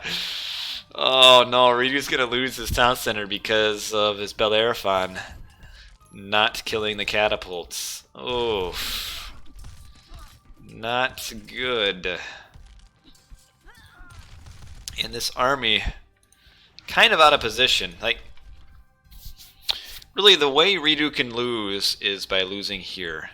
This army isn't big enough to push through here. So really this kind of whole army is basically useless right now, because it won't be able to push through here, and he just doesn't have enough to defend right here right now. But Joe's economy does not have any food, because nothing's gathering here. And actually, Joe's... boy, I don't know what to say, other than just watch the game and enjoy what I'm watching here, because we got Colossus, just one Colossus fighting an entire army of Axemen, and this one killing barracks. We've got no siege. Joe is really hurt by the lack of siege right here, actually. And we've got a push here. But yeah, just these mercenaries just will be able to keep this back, which actually, reDo losing this army isn't terrible, because it's allowing him to rebuild down here. And if Joe can, or not Joe, if reDo can get this town center built, I would say he is in the advantageous position right now. Still no upgraded siege, but yeah, this, just see, yes, he does have his town center built. We have a Colossus that has been like single-handedly fighting an entire army of Axemen. Yeah, I was actually just going to say that, why he does not take plenty, which he is right now. The Plenty Vault, kind of a rough estimation, is worth about 9 villagers. And that's pretty significant, because you take it from one player, he's losing 9, Joe is gaining 9. So it's really a switch of 18 villagers. And there's some Zeus players in the community who like to cry about Plenty Vault sucking. I disagree. The Plenty Vault is a very good god power. Yes, buildings do take it back. Buildings and units count. I mean, really what Joe should have done is just like built buildings over here and take that Plenty Vault. But yeah, this is still a very, very, very close game. I see what's going on here. Perhaps you can help me out or agree with my assessment that we have 2 markets and the Pharaoh is empowering one of the 2. And I think we can all agree that Mr. Pharaoh is on the wrong market. Which hurts. 20% empowerment is a lot. And yeah, just... without walls here, I just don't see how Joe will be able to keep this town center down now. We got these big mama jamas, or that, the one you can run down his Colossus and get at the catapults. Will Joe notice before the end of the game? Odds are. You know, that's kind of one of the things that becomes easy to just forget. Because you probably just assume that his Pharaoh, because this was the right market before when all of the caravan were here, but when Joe retasked his caravans to this one, they automatically will then move to the furthest market. So then they change from this market to this one. Joe might not notice. I will say odds are that he does not. This Pharaoh will never empower this market. But we might end up seeing a change if reDo gets this. But I think Joe will never voluntarily notice. I think he will only notice if like he has to change where his markets will go and stuff like that. But as long as this market stays up as a trade route, I don't think he will notice. If someone nudged Joe about a week late. If you're wondering, these games are not live. We're watching recorded games. Ooh, we have... Oof. The walls are so annoying. But Myrmidons with the attack bonus versus walls should work, and he'll be able to push that back. reDo, is he at full pop yet? He is. And I'm looking for his army. One problem reDo has right now is his trade route is kind of short. What is he getting? 69 gold to trade, and Joe is 77. Slight. Oh, man! Look! I was wrong. He noticed. I lose. I lose. I lose that bet. Well, good for Joe. That's good. It's like he's stream sniping. Joe watching this in now went back to the past to change his Pharaoh over. reDo is running into a little bit of problems right now, though. As soon as Joe gets all these walls built up, reDo will have maybe a little bit of a problem holding on to that town center. This is fine. Right here.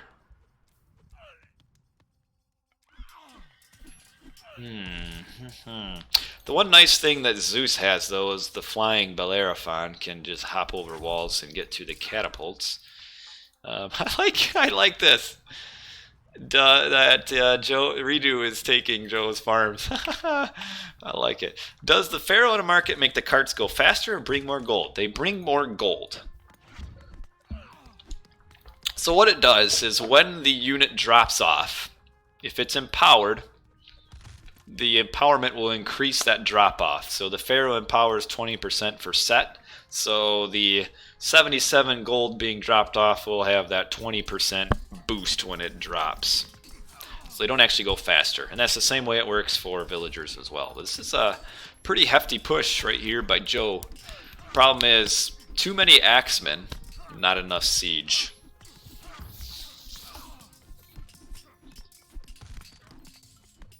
Needs a few more siege, but yeah, he's got the auto queue is getting the axemen coming first, and it's preventing more siege. This is why, of course, I'm also not a top player, but oh, we missed that the town center went down over here. Will he keep it down? Ooh, I think he will with this Helepolis coming up. Ba-bam, ba-bam, ba-bam. There we go. So that town center is down. Joe needs to turn off his axeman auto queue and get his. Oh, here comes Mr. Flying Bellerophon. Oh man, just poops right on top of him, and that is the end of that. I do notice that we have reDo auto queuing his Helepolis all the way from back here. That's a long way before they actually become fighting.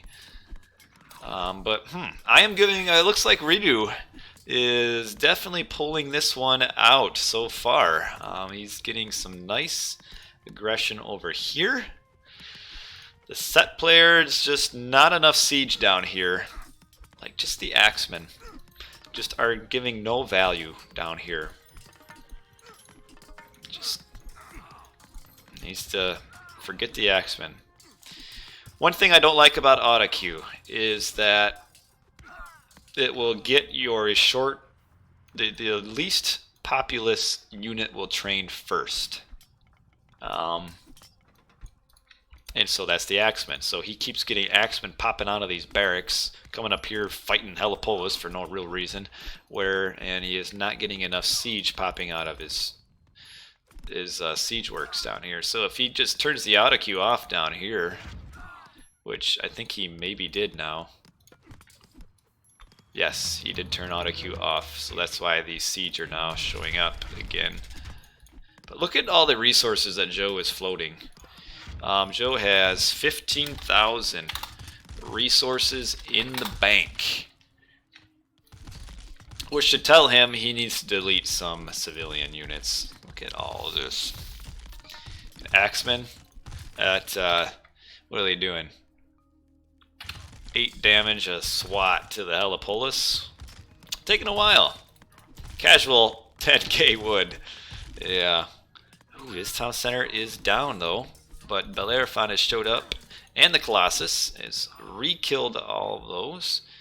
Yeah, I was going to say, reDo does not have enough villagers right here to rebuild. He needs to send some more back.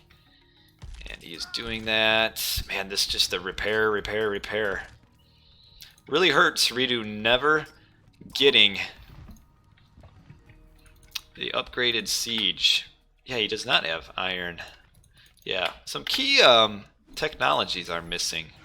No ballista tower, no upgraded walls, no iron weapons, no siege for reDo.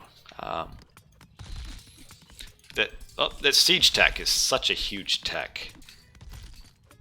And reDo, I wonder if he is struggling economically. Yeah, he is. He doesn't have an eco, and he could really use that plenty vault right around now.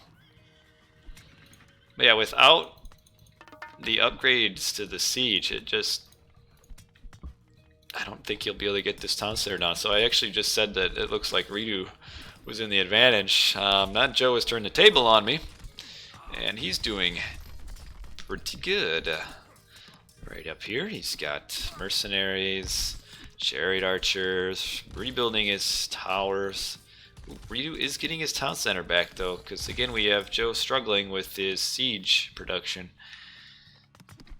I don't think he's got as many caravans as he did. I think Joe is maybe deleted. No, maybe not. That's a ton of caravans right there. Yeah, all this Helipolis push though is just doing absolutely nothing. I think that was 4 Helipolis, and yeah, I think he just killed 1 building right there. Like really what reDo needs to do is forget the aggression right here and solidify this spot, which looks like that might be what he's trying to do. Because he can hold here for a while. It'll take a bit for Joe to get to the point where he can put a good aggression on here. And that's what late game is all about. It's all about rotations. Is you fight, you know, one player will put the pressure on this side, which will then cause the other player to respond, and then when that happens, then you got the first player needs to like switch sides and then put the pressure here. Try to stay that one step ahead. You kind of like a teeter-totter. Back and forth till somebody falls off. That's actually not how a teeter-totter works at all, generally. But if you got a bunch of clumsy kids, I guess maybe. So yeah, now we have reDo is pushing back or trying to solidify this spot here, which will give Joe hopefully time to start fortifying up here. I was going to say rebuilding this wall would be great. What kind of techs we got? Researching. Joe is getting ballista wall and a stone wall, so he's getting 2 ballista tower and stone wall. He's getting 2 of those techs we were just talking about him not having. reDo not getting any techs. Doesn't even have the last wood upgrade either. Yeah, reDo's just bad trade route is just really hurting him. He even has a few caravans going to here at or no, never mind, maybe they just ran right past. Yeah, they did. Man, with this game taking this long, I hate to say it, we might end up only doing one best of 5 tonight, if that's alright with you guys. I really have to pee, but I'll wait. Man, this game has been 50 minutes! 50 minutes of pure joy.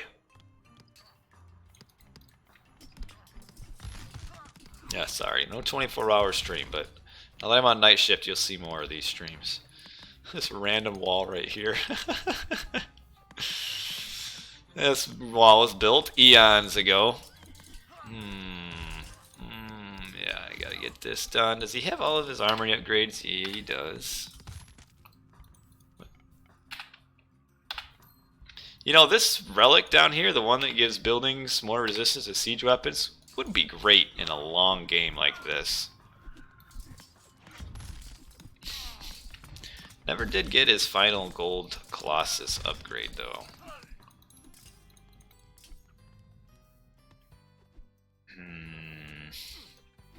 I feel like reDo is just maybe slowly losing this. Joe's score though is a little bit artificial. A lot of it is based on the fact that he has 20,000 resources in the bank. And let's be real, 20,000 resources in the bank really does nothing. There's no difference between 20,000 resources and 2,000. So that's where a lot of Joe's advantage is. It's actually right now score-wise minus you throw out the extra eco out the window. Score-wise, it's actually a really close game, a really close score. But reDo is just. I hate saying this. Maybe I'll stop. The lack of this siege upgrade really hurts. I don't know the numbers off the top of my head of what the siege upgrade does. I should really get myself the advanced tooltips mod at some point. But it's like a 20. Whoa! He got it! It's like a 25% increase. I don't think it's 50. It might be more though for the Helipolis though, because it's less. It does more of an increase, I'm pretty sure, to non-ranged siege. Maybe, I don't know. I think I'm just making crap up. I can check right now. So it does plus 43 crush. Never mind, 4.3. I'm wrong. So at 17, it's a 25% increase. 43, 4.3. So yeah, 25% increase for the Helipolis, which is still pretty good. But Joe is, yeah, this is what the Egyptian will do late game. This is what you need to, yeah, I saw that. I should probably get that. I know the guy put a lot of work in all that. This catapult, I think the walls are not quite close enough for the catapults to be in range. But whew, Ryu just can't quite push on either side. Oh, okay, that one is shooting it there, that's why. Yeah, not quite enough range to get in there. Man. All these farms still down here. reDo, this is the turning point right here, is the Plenty Vault. But I just don't know. I think reDo's economy is still slightly struggling. Yeah, he's only got 2 food, 200 wood, has some gold, but not a lot of food. And yeah, he's gonna have a hard time defending both sides.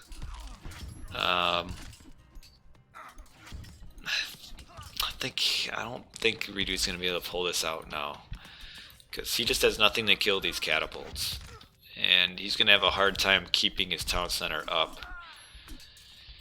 That's too bad, because like he's now gotten advantage on this side, but he's just losing this side too fast now. Like reDo didn't quite rotate back fast enough, and it's kind of that teeter-totter I was talking about. Joe kind of let go of this side for a while to get the advantage on this side, and now he has that town center down. reDo is back to 2 town centers. Are they going to change bases again? I don't think so. I think Joe has enough now that he's got all these towers that can kill Bellerophon. I think he'll be able to keep this town center down. Well, he's kind of path blocking his catapults here though. Oh no, he's not gonna keep it down. But I think this is just a temporary reprieve. reDo's eco is just, I think, falling too far behind. He's just, oh, and that was his trade route town center as well too. So he had a lot of idle trade for a while, and we see Joe is now pushing back on this side. It looks like he's gonna get this town center down. Maybe, no, not quite, not with this volley. Yeah, not quite. But yeah, again, yeah, you're right. reDo's it's not too good. I mean, it's not terribly far behind. I think he's getting, well, that one's getting 11. I think it's like 69 to 46. Oh, well, that's because it's, yeah, 69, 69, 69 to 77. But yeah, reDo just, these walls here, the towers, this is Late game Egyptians' bread and butter is the towers behind walls and the catapults behind walls. And yeah, this town center's down. I just don't see how reDo's going to be able to hold this side. And I think this game is just about over. Oh, it is! So, wow, nice game. Man, nice game. Back and forth we went. So let me upgrade our scoreboard here. This is a best of 5, so Joe just needs to win one more, unless reDo thinks he can do like a reverse sweep or something like that. 57 minutes. This was reDo's game to lose, and he lost it. We can go back to the very, very, very early stages of the game when reDo used his own underworld, which resulted in reDo losing his town center. That's what started kind of this, gave Joe what he didn't have an advantage, and that gave Joe just enough of an advantage to stick on and then get to that late game Egyptian spot. So yeah, this the early underworld really ruined reDo and put him behind just for so much of the game. Like we look at the settlement count, just for so much of the game, he's down settlements. You got the underworld where things were looking good. He lost his town center, and it took him all of 12-13 minutes to get it back. So wow. I am going to, yeah, he did throw his underworld. Will reDo get a reDo if he loses? I would say no. I'm going to step away for just a second. I'm old and I've been drinking water. I have to pee. I'll be back in a minute with clean hands. I do wash my hands.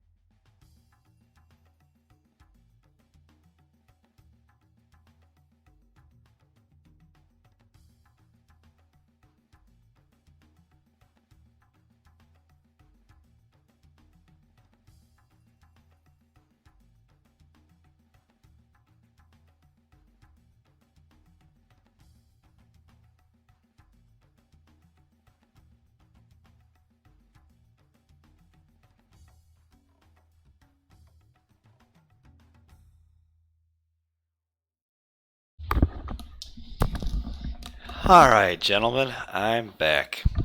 I tell you what, that was a long pee. It was like 45 seconds of straight pee. Yeah, reDo's game to win. GG. Joe versus reDo, game 3. Here we go, Midgard. Set. Set versus Zeus again. And we've got Joe on the bottom. And he is our set player. And we have reDo on the top. And he is our Zeus once again. We have the same gods. reDo is able to get his early hunt, which is good. That is a long way to walk, though. Yeah.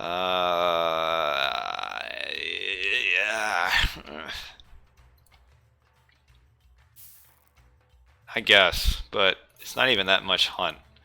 Like I don't know if that walk down was worth it.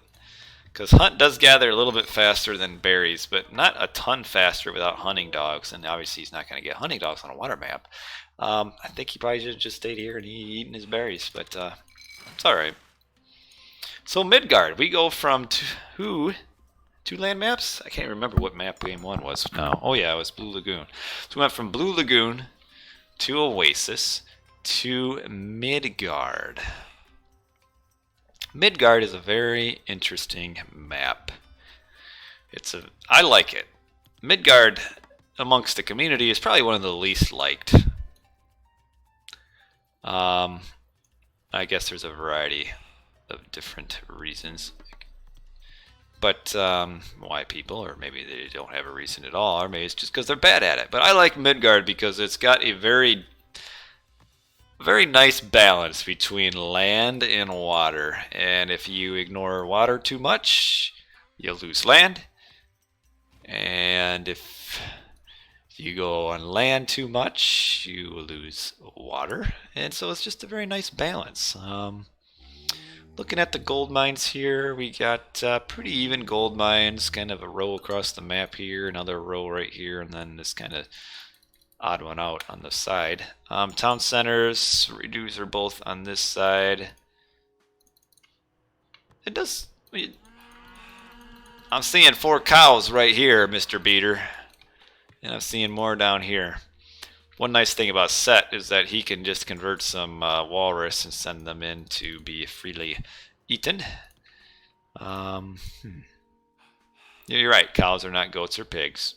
I see what you're saying. I'm just talking as far as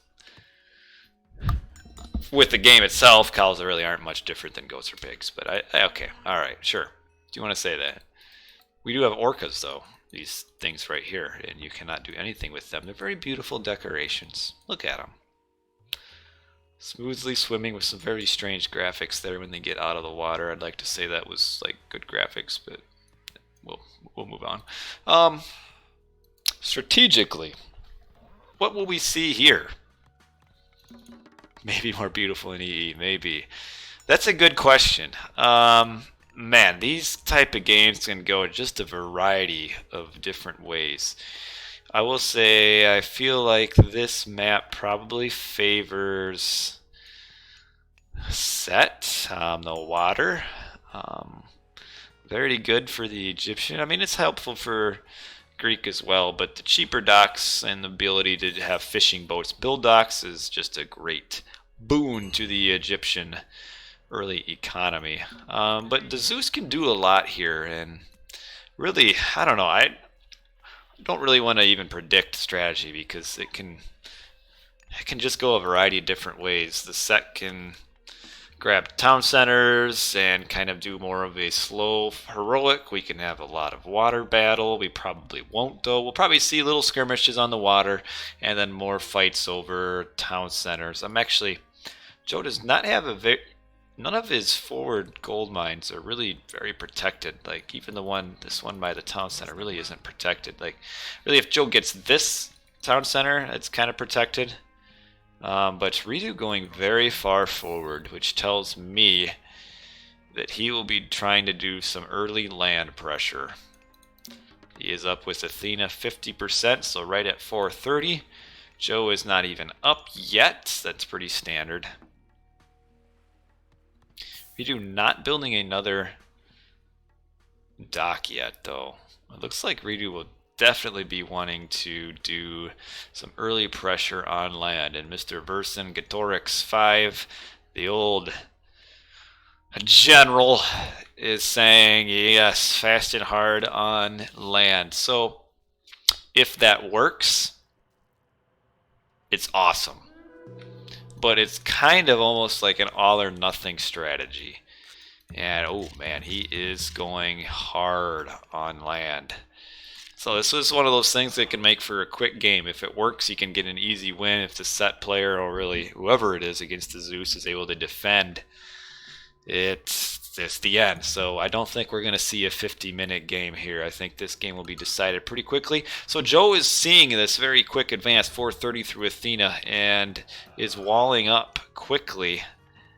Yeah, he's got walls over here. He's trying to wall here. He will be up. Oh, he's not even. Oh, wow. This is a super slow advance. Am I missing something? Did he advance? No, he didn't, because the towers aren't up. reDo. I need to be is it. Wow. Oh, yeah. I couldn't see it because I was just clicked on reDo. That's stupid. I'm dumb. So he is up with Anubis right now.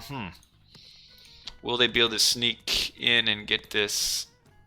Okay, the Minotaur can't fit, but I think the Hoplite can.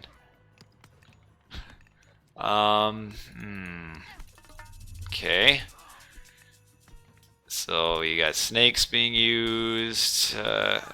We have bolts on the Pharaoh. We have all these villagers panically building or going over to this gold.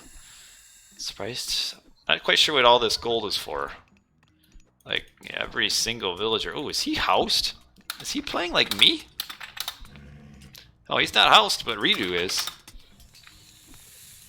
Okay, so that wall is killed. reDo's trying to get at that tower. A lot of effort to get at the tower. So reDo does have 3, 6, 9 fish. Joe has 3, 6, 9, 12. So Joe just has 3 more fish. Oh man, will this be enough pressure? We do have the restoration to save the Minotaur. I guess he really wanted that Minotaur badly, but almost kind of a premature restoration. Joe has a nice, even though Joe's gold mine is a little bit forward, it is pretty well protected here with that forest here. He's able to kind of cut that off, but I'm kind of, so Joe is just doing purely almost all axemen. I mean, he has no woodcutters at this time. Oh, he does not have his villager, his town center's not making villagers. I think he forgot to do the to start his auto queue again after reaching classic. Does he have the fish upgrade? He does. Does reDo? He does too. Always get that fish upgrade. How about eco? Nothing for reDo. Pickaxe and hand axe for Joe though. This aggression is starting to look a little bit questionable for reDo due to just, I don't know if he'll be able to keep it up. Joe needs more slingers though to get at the Toxotes, because the Toxotes will do really well against the Axemen. But Joe is really going ahead. Oh, Joe is trying to age up, I think.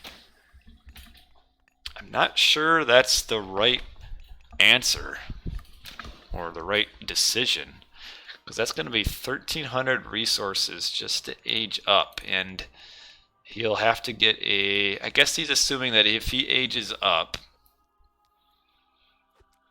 he'll be able to use ancestors and get a gold mine. But yeah, I feel like reDo maybe was a little premature in his restoration. I think he's going to want it now. Is Joe aging? Does he have an armory though? Oh, he doesn't. He's trying to build it here. I don't know. I think aging up to trying to age to heroic might really hurt Joe, because he's got 1,300 resources that he's not doing anything with, and he only has 2 slingers, and these Toxotes are just going to mow down these axemen. They're just running in to their death. This is a really good fight for reDo. A really good fight. I mean, just only 3 slinger in there firing at the... Oh man, yeah, this reDo is cleaning up here so far. As I say that, he's retreating. I'm not really sure why He's got a winning army. There he goes. I guess it was just a feint. But did Joe abandon his... Nope, he's still trying to age up. That was a bad fight for Joe to continue that. Alright, so now we have the problem that Joe is going to run into is... Oh man, I don't... Did reDo scout that Joe's gold mine went down? He didn't. Which is why his army is not moving to this gold mine here. This is Joe's only gold mine that he can go to. See, reDo still thinks that this gold mine's up, which is why he's trying to push here. This might allow Joe time to wall this off. This is a real... Oh, man. Yeah. Yep. Yeah, that was... so...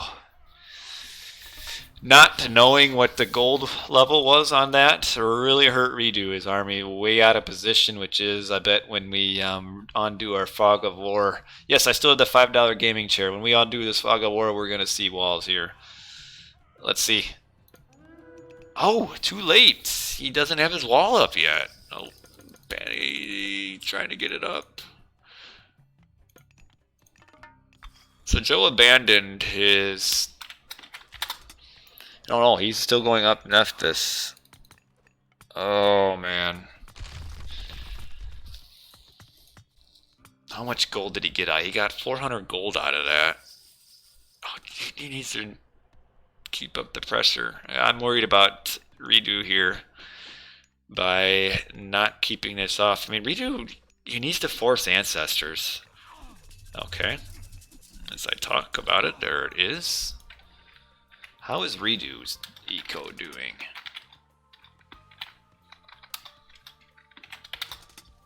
reDo does have this town center.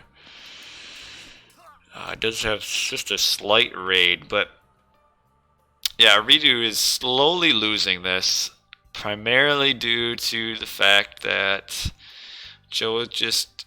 I mean, it's just the cheap docks.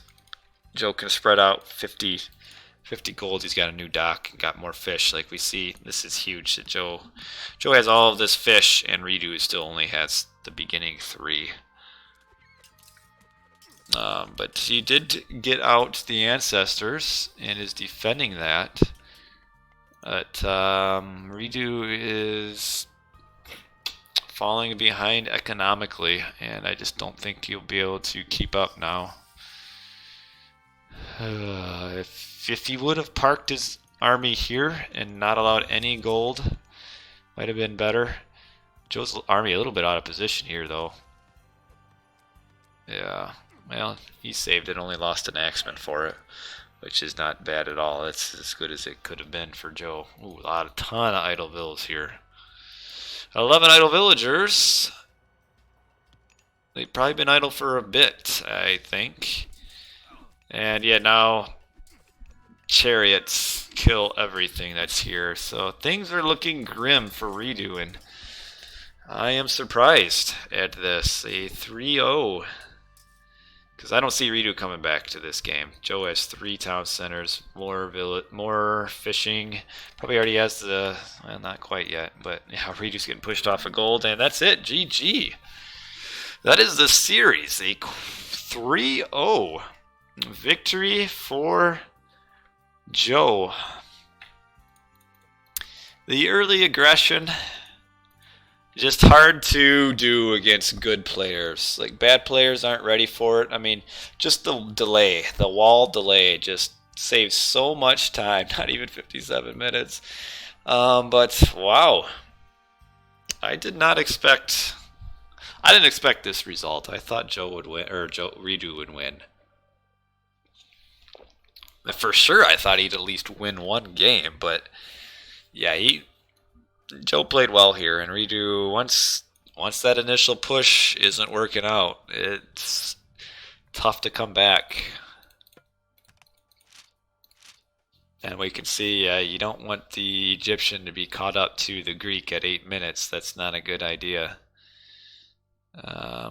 Well, he went set versus set in the first game.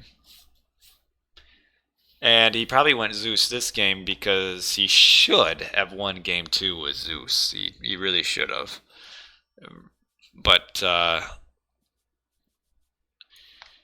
well, yeah, reDo was, well, you're right. reDo was a little bit too not aggressive enough. He had winning fights here for a while, but he just wasn't able to push through. Yeah, much different things could have done differently. But Cheesy Gordita subscribed. Look at that. I thank you for that subscription, Mr. Cheesy. This guy's not even in the chat. Hasn't said a thing all night, and then he subscribes. I like it. Welcome to the subscription club. I'd like to say there's some sort of fancy club I got for my few subscribers, but I don't. I just call them subscribers, and I appreciate the subscriptions. Surprised that reDo never threw in a second Minotaur, because he used the bolt on the Pharaoh, but never had a second Minotaur. I think reDo was also housed for a little bit. Maybe not. Doesn't look like that. AOM fans with money. Yeah. Some of us, I suppose. Well, that is the series. Let me update the scoreboard here. It is only 12:30, and I'm on night shift. Decisions to be made. So I'm looking to see. Is there a game to play? I don't mind casting,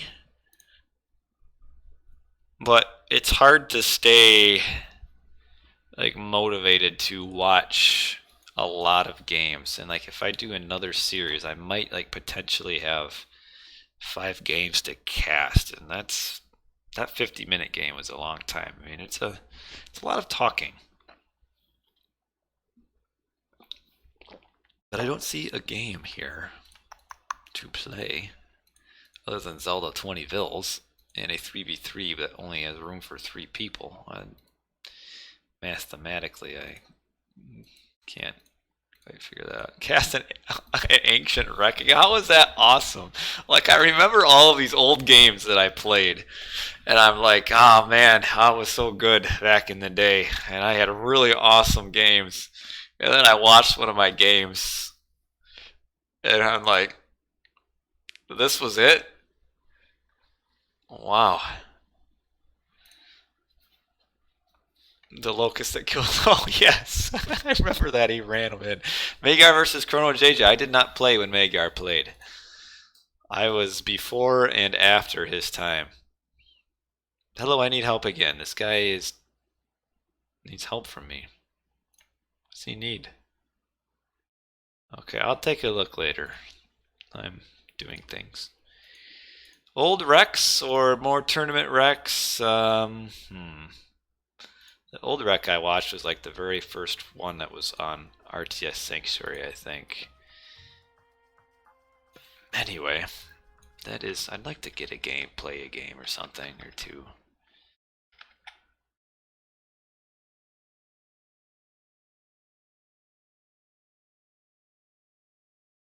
Skipper versus Chrono JJ. There are some old recs of that, I think. Though I never kept them for different reasons. Well, let me change over to my overlay here, and at least I'll put this here. Look, I'm wearing my best white T-shirt for you guys. Look at it. See, all T-shirtness in its glory, right here. Let's see. Let me put on my little thing here.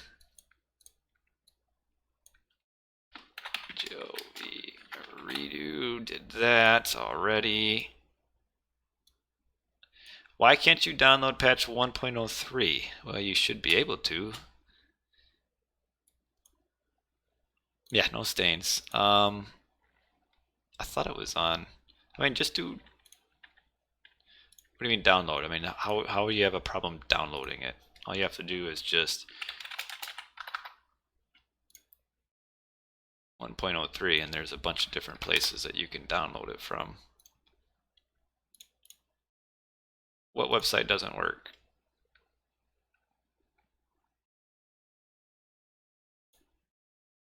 Nope, that's not it. Where is it? There's a bunch of different websites. And I could even upload it somewhere, I guess.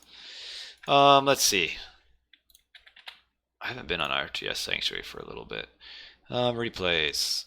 The Titans. Is there ever a game with me versus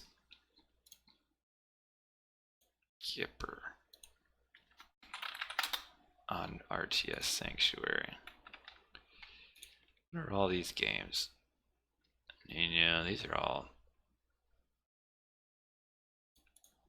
these people.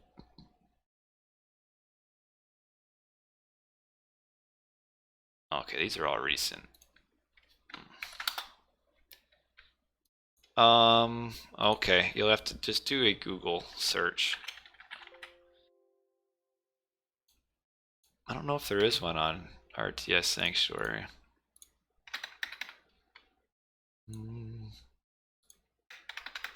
Oh, here it is. This is Ra versus Poseidon and stuff. I don't know. I know I lose it anyway. Skipper was one player that I don't think I ever beat 1 versus 1.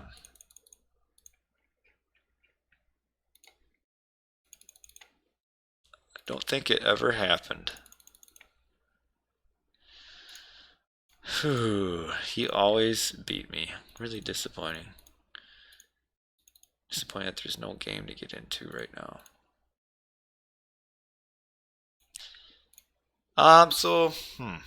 What do you think, guys? What should I do? It's 12:40. I have time. Should I do another series? What do we got? I was planning on doing more versus Brickhead next.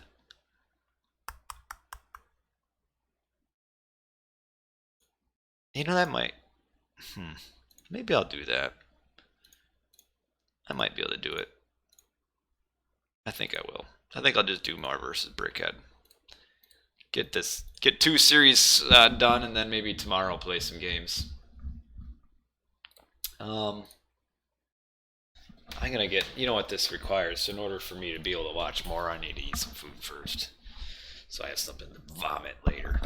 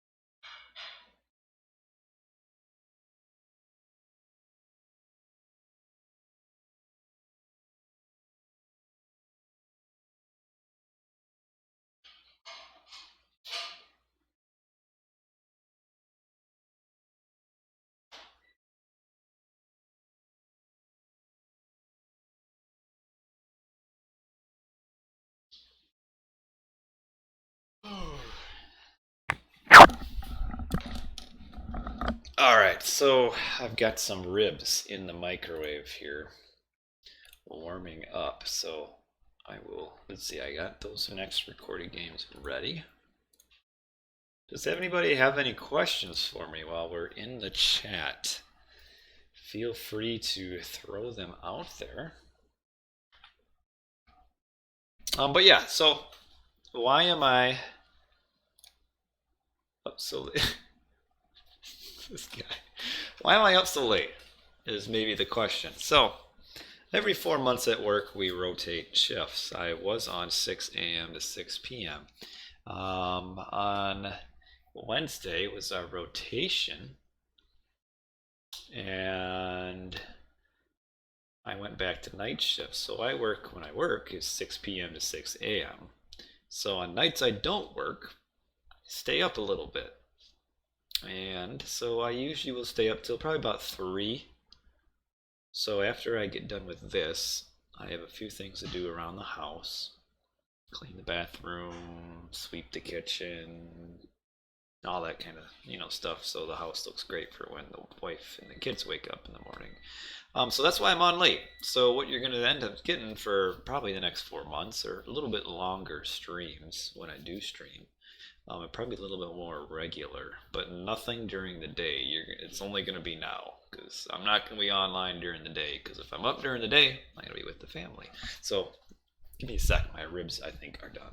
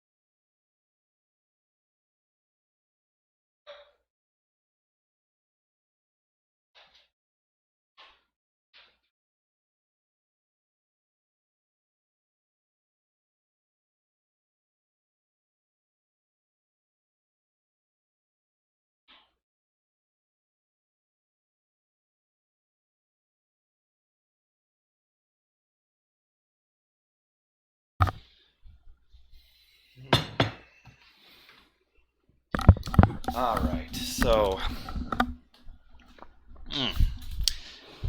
I love milk. I got my milk. And I'm also really happy because Aldi redesigned their milk carton. They're so much easier to hold. It's so much easier to pour my milk now. And my ribs. Oh, I need napkins. Oh, man. Stepped on myself.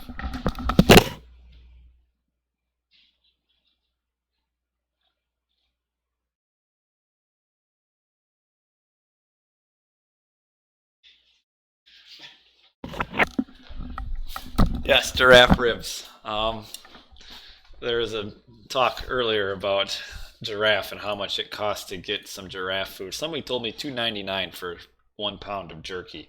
So let's see. I'll do a quick Google search and we will see. Giraffe meat for sale.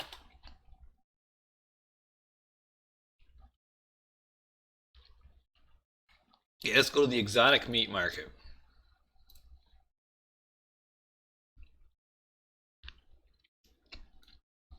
That must have been what he looked at. $2.99 for 16 ounces, aka 1 pound. I try not to chew in your guys' face or ears or whatever it is. Yeah, giraffe meat. All right. So I guess let's be real. The first few minutes of the games aren't always exciting. So I always tell my son not to talk with his mouth full. I'm a good dad. We will look at our schedule or our series here. So we are down to More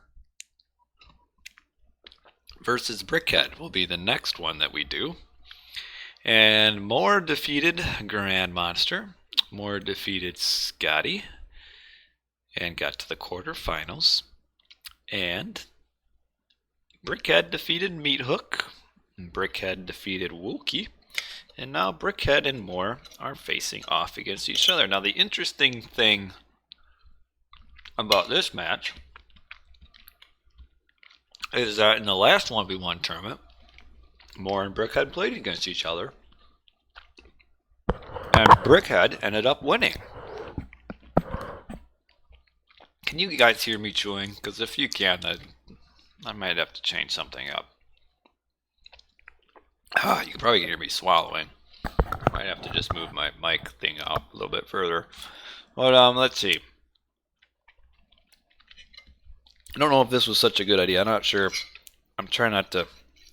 I'm not going to use my hands because it would just make too much of a mess. But oh my goodness, I can't even do this.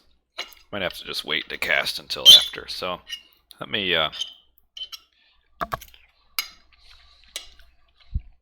I'll at least update my thing so people can see that more vs. Oh, not Joe. Brickhead. Coming up. Explanation point 3 times.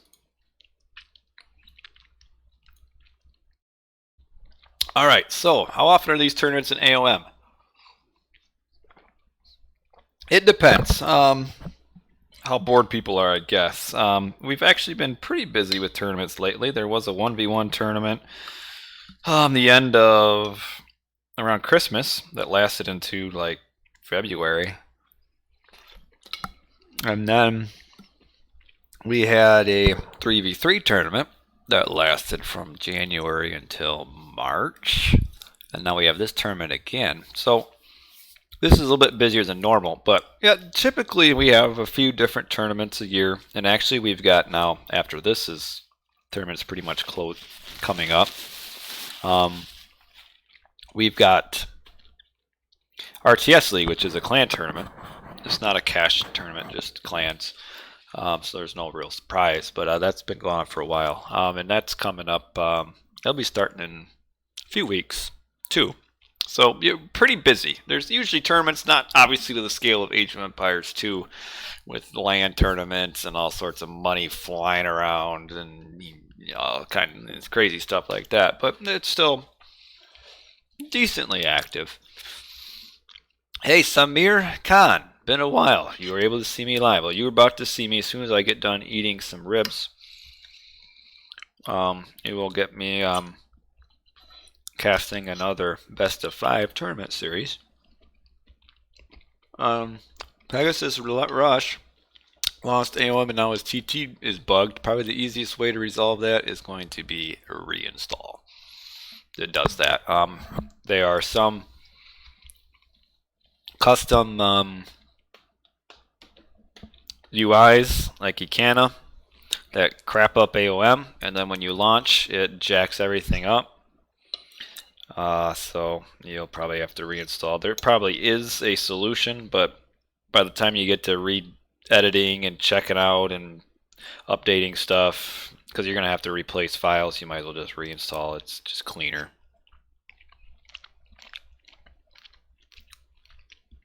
How often do I stream? Currently, so I work 12-hour shifts. 12-hour shifts.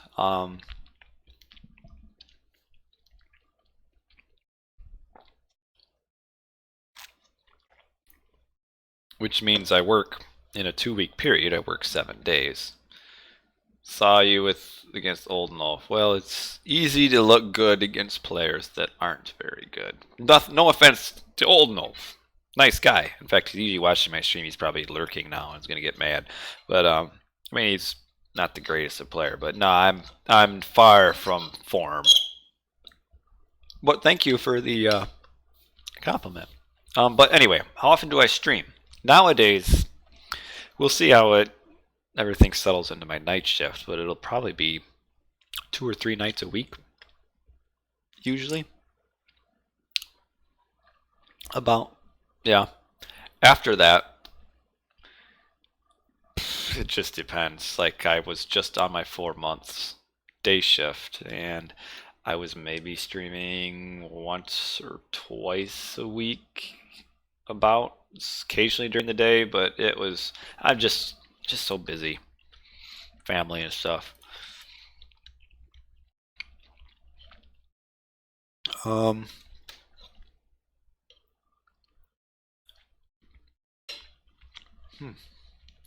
but yeah, we stay pretty busy working night shift.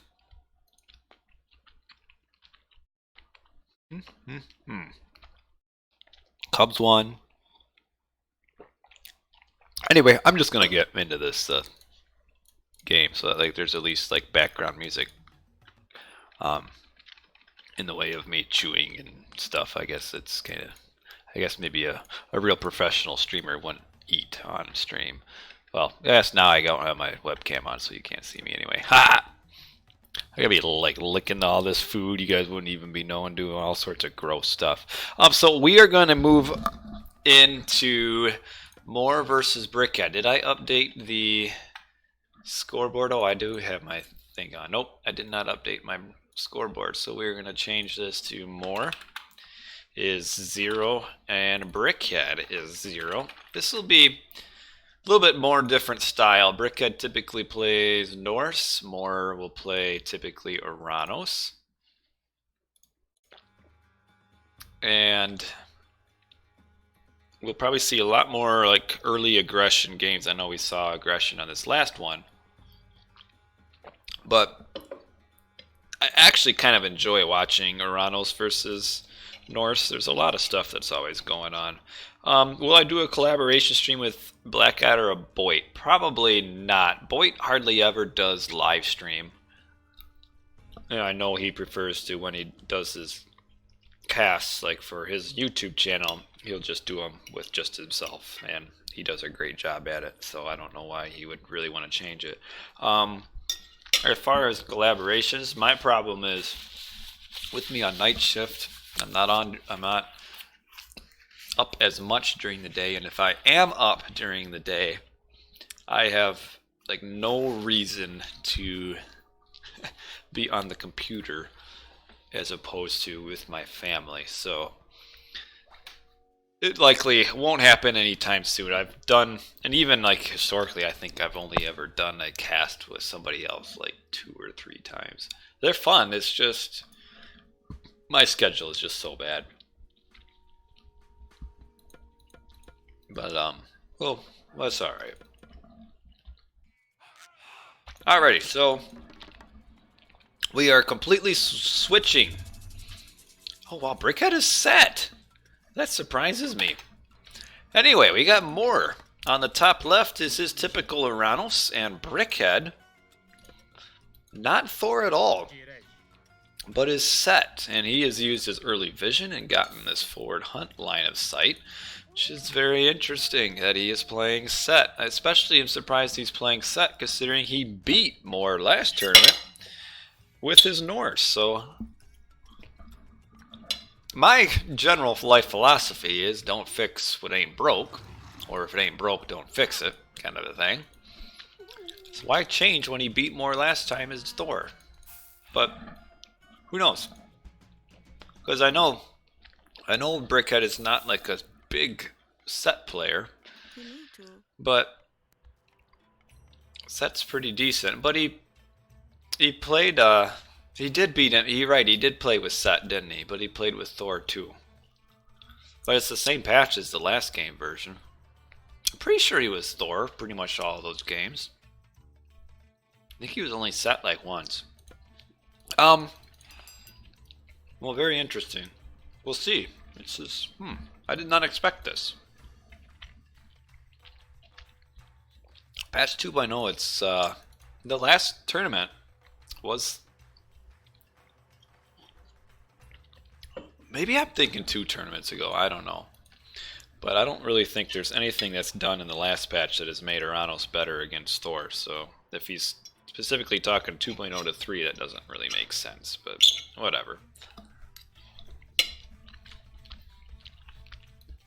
One thing I have noticed is that there's a lot of superstition involved in the patches, and a lot of people really don't even know what the actual changes are, and there's all sorts of changes that are in the patch that I'd never even heard of.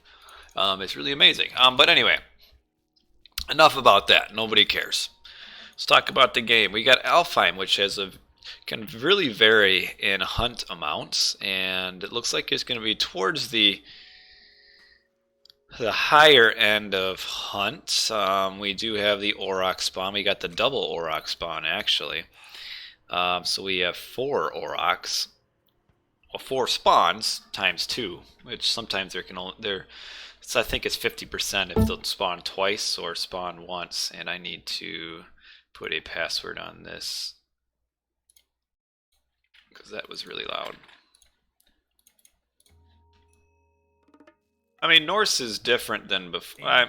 Wait, that's a whole argument for another time, I suppose. But I don't necessarily agree with that a whole lot. I think it's the players are causing the change. And, well, I don't know. You could... Which came first, the chicken or the egg? All I know is my ribs are good, and we've got Oranos versus Set. This will be important if Brickhead scouts these villagers down here. They are very far forward. This is a very precarious spot. Brickhead should try to advance as quick as he can. Like a 4:15, 4:20 advance, and try to maybe do a cheesy aggressive shift forward to catch some hunting vills, which Moore has hunting vills way down here. These guys are right for the picking. I've been streaming for 2 hours and 20 minutes. I didn't even know you could do that. I guess with Stream Elements it's like a default thing. But yeah, Mr. Pro,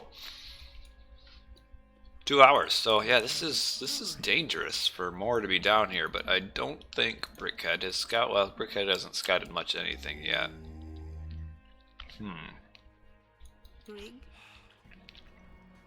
Brickhead went a little bit too hard on this hunt. A lot of villagers up here that now are having to come down here. This is a common mistake that players make when it comes to hunt.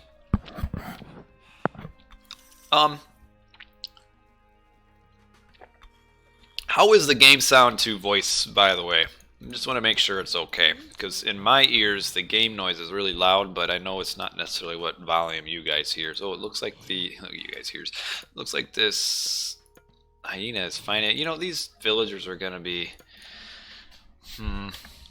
done by the time Brickhead is up. Brickhead is a very slow advance. You don't want to be advancing this slow as you're set. It's kind of interesting. The reason he has to advance this slow is because everybody went up, all of his villagers went up here, or many of his hunting villagers, and then it was kind of overkill for the amount of hunt that was there.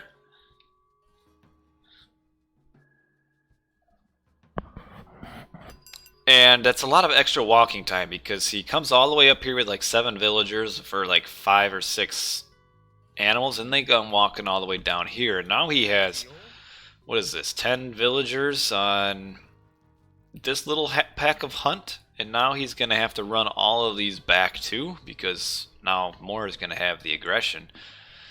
And it's just a lot of walking time, and walking time is huge. I mean, sometimes it should go without saying, but based on the way some people play, it's like they do understand that when your villagers are walking, they are not gathering. And this is just a lot of villagers moving forward, not walking, that'll now have to move back. And it would have been better to keep some of these vills in his base and just gather in his base. He does have 2 Aurochs to fall back on. A little bit slow in getting his walls up, but I think he'll be okay. Ooh, a ranged attack of buildings increased. That's a nice relic for Egyptian, especially in this situation. Almost done with my ribs. Okay. Moore should probably grab an early town center. Looks like, I'm not sure what Brickhead's doing. It looks like he's kind of stuck in between what he wants to do. Barracks. like he's kind of not doing with Set's identity. Set's identity is gaining map control early on with all the free animals. Set versus Oranos. And he's not doing that, and now he's building barracks, and he's not getting a town center. This isn't how Set wants to play at all. Let's see how much that relic improves it. 1.6 pierce damage times 3 because it fires, well, no, 2. It fires 2 arrows.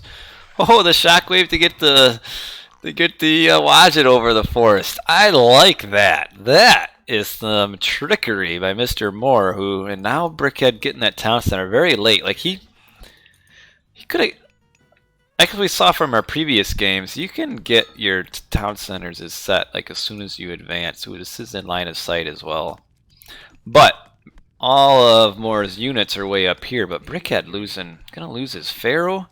Probably going to lose, oh, nope, they're just gonna stay right there. Brickhead's still moving them. I think Moore is trying to get this stopped in time. Ooh. I don't think he will. Moore should have stayed in here. I don't. Oh, it's going to be close. But no. Brickhead's got this town center up. But as we can see, this town center does not protect anything.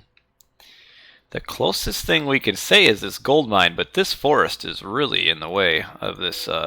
He almost should cut a hole through this forest, then he can wall here a few times and get that gold mine without any issue. But he's going to have to cut through that wood first.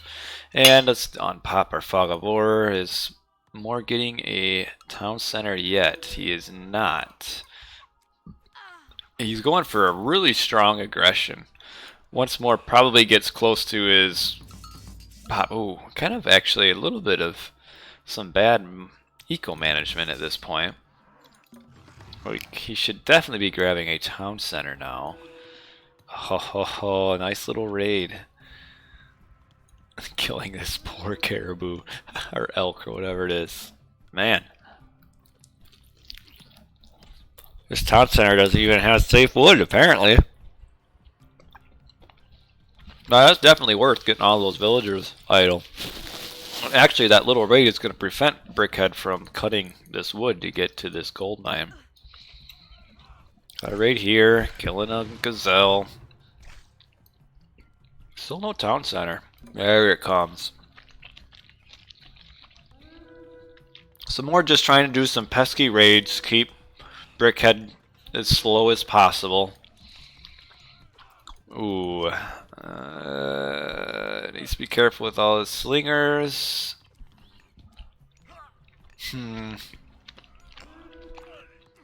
I always hated fighting Terma with slingers. I hated it. They're so fat and slow and just not very effective.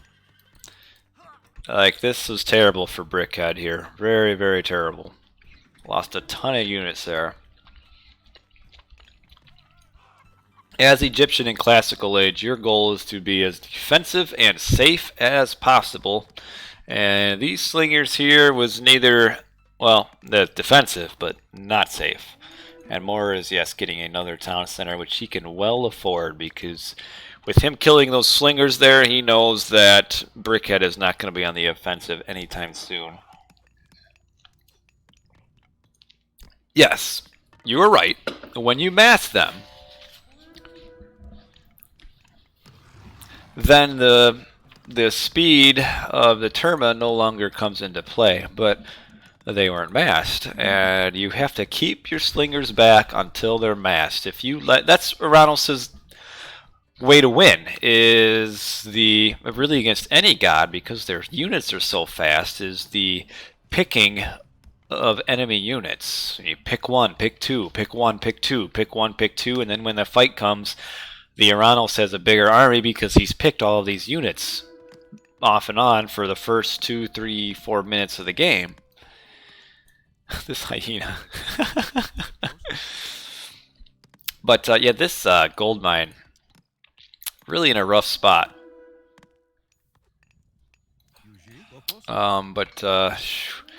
Yeah, the slingers with the wadgets, that helps a lot more. Wadgets actually do decent damage to slingers, but more with all these town centers. And actually, he's got a really good eco. He'll be going up to heroic probably soon. And Brickhead, not close. Like, Brickhead, score-wise, is ahead, but that won't last very long. He just... I feel like it was the wrong strategy. If you're gonna play set, why are you going to play like this? He's playing like I don't know, like I've done this a lot as a Ra, and a Ra in this situation would be better. I mean, you'd have rain, and you could probably be going heroic pretty soon. But this is not the way set should be playing. Set needs to be aggressive, do forward harass early on. Hey, I'll see you. See you next time, Mr. Roman ancient John, not Roman, were you? Was he the Roman or the Gaul? I'm confused. But yeah, I'll see you when I see you, which is next. Look at all these low hit point Terma though. Like, wow. Okay, so he was, I'm gonna say it. Is that the Romanicized name of him though? Like, it almost is like a Latin form of it. Okay, Brickhead is now in a predicament. He needs his gold mine. He's got...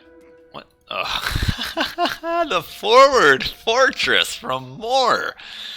Look at that. He does not want this gold mine to be used. Alright, take care, man. Thanks for sticking around for a while. I will point out, maybe you know this, all my videos are saved to YouTube if you want to watch it later. And see how this ends. Or with Twitch, I guess you can do it as well. So yeah, Brickhead needs to age up pretty quick here or something. So Moore can just put this fortress here and then move all of his army up here. I'm surprised he's being so aggressive down here. Does he have line of sight? He does have line of sight of this gold mine. Like this fortress accomplishes all the aggression he needs right now. He might as well just come up here. And he needs to... I'm actually surprised he does not have any barracks to get some Contarius. Like, Contarius, throwing in a few Contarius hero at this army. Holy cow, it would do so much damage. The Triads. 2.4 pierce damage, too. That relic... It's pretty good. Getting the destroyers out though, but and here's the problem with the classical age Egyptian is this army is so slow. Like, it's gonna take forever to get him. He's probably gonna have to use shifting sands to get down. Yep, there's the shift. Nice positioning, be able to pick off decent number of units. Moore losing a lot of his Terma because he had them in with his destroyer, but yeah, that attack used up Brickhead's god power. Is Brickhead advancing yet? No, yes, he's 84%. He needs to get that town center though. Yeah, I think Moore is probably looking for when this market gets placed back here. Well, it is just the oracles and then cow. But the problem is more will... Oh, we're gonna need the probably will need to use ancestors maybe. But he's going right after this town center. The aggression's all nice and everything, but I feel like he could have just, after he put this one fortress here, just came up to the gold mine and pushed off. But yeah, this town center is going to go down. No ancestors used. Very surprising that he did not use the ancestors. Look at all these wadgets. Alright, here comes, we got some Carntarius showing up. And the destroyers are taking all of the attack. I don't know why he didn't use ancestors to defend that. Kind of weird. What's he saving ancestors for? Don't understand. Like with all the eco that Moore put into that attack, if Brickhead were to use ancestors and defend that, he actually wouldn't be a bad situation. But now that he's lost that town center and he's just so far behind in population, I think Brickhead has kind of got himself in a corner here. Scorpion Man doing a bit of a raid, but you got the bird countering. Yeah, now he needs the runner. The bird will kill it. Might actually kill it anyway. Oh, we've got a... Aha. Moore thinks he's really clever and that he's the first person to ever use sky passages. Which they are underutilized for the most part, though. I will say that. Sky passages are really good. Like, kind of a little more incompetent underworlds, but I mean... Brickhead has almost played this game like he's been half asleep. Like he's just done almost nothing all game. Yes, they did come out in 2003. Many different people think they're the first to do things, and they aren't. But you know what? If it makes them happy, why not? But okay, so now we finally have this army coming.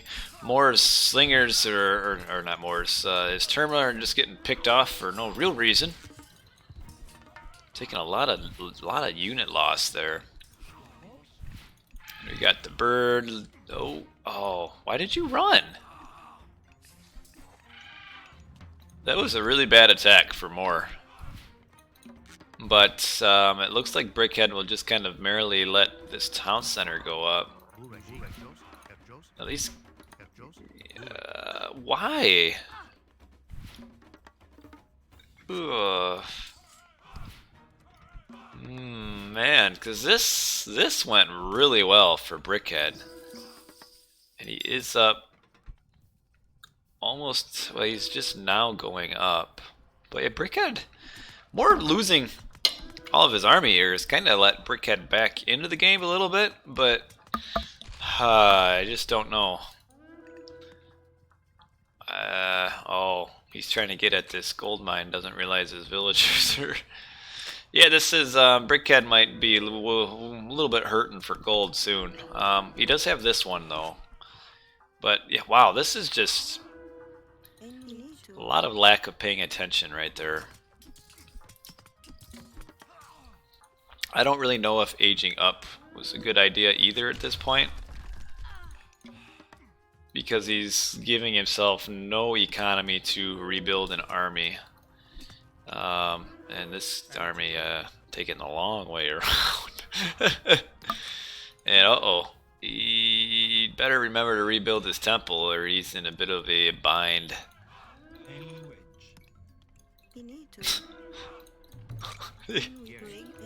What are they doing? Yeah, yeah, see now Brickhead can't get this gold mine and he has no gold to replenish. And what is Tornado gonna do him? I mean, it's gonna kill a town center.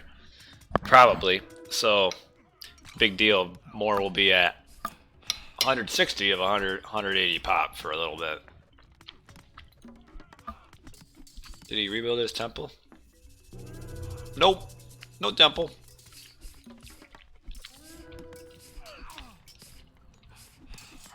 Finally, the Ancestors comes out. Man, not having that temple really hurts, though. Oh, no free Avenger, no free animals that he got Feral for.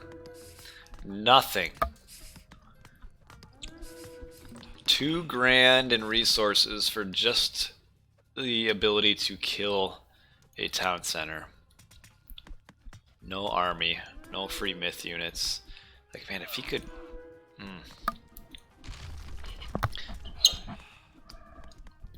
Brickhead still has a chance, but I don't think. I think his chance is running out. We've got Moore is advancing up to Mythic, and just at 180 pop soon against barracks units. That's just not gonna last.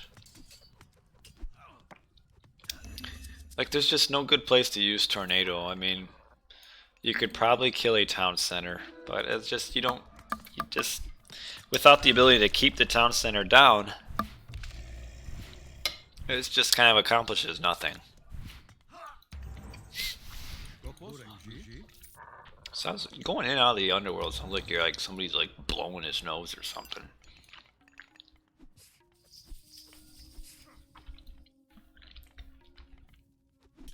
What's crazy is how poorly Brickhead has played this game. Like, he's not a ton behind, which is like, man, you kind of, as a fan, if you're a Brickhead fan, you're like, man, if this could have been a win, which is not over, but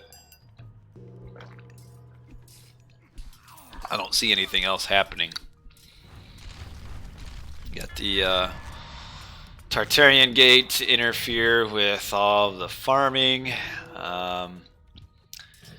forcing Brickhead to send all of his vills down. He'll probably kill the Tartarian Gate, but he's going to lose a lot of villagers, and he can't really afford that. He's still got just classical age barracks units at 20 minutes into the game. Yeah. We'll get it, but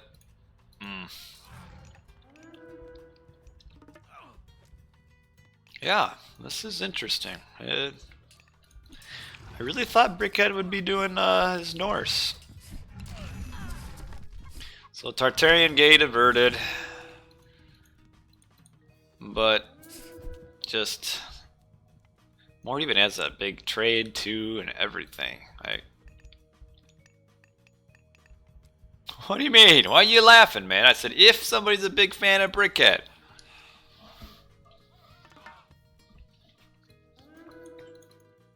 I like it when he plays Norse because it's fun to see Norse well played in 1v1, but seeing him play set, that doesn't do anything for me, I have to admit.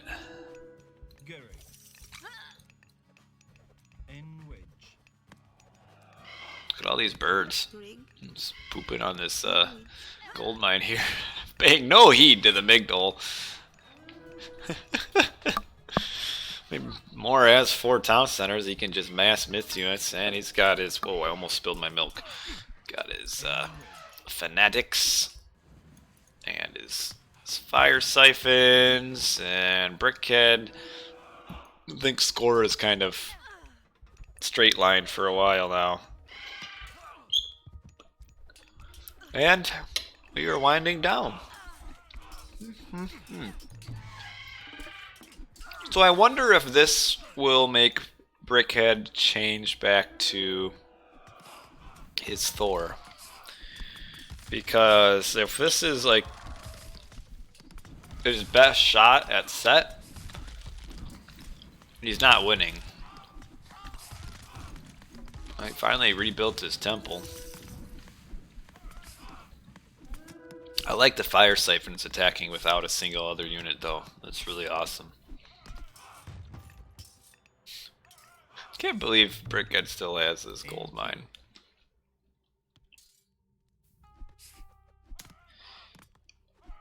Maybe I don't think so. Maybe a safe mine. Because this gold mine here ended up being safe. Moore never attacked it.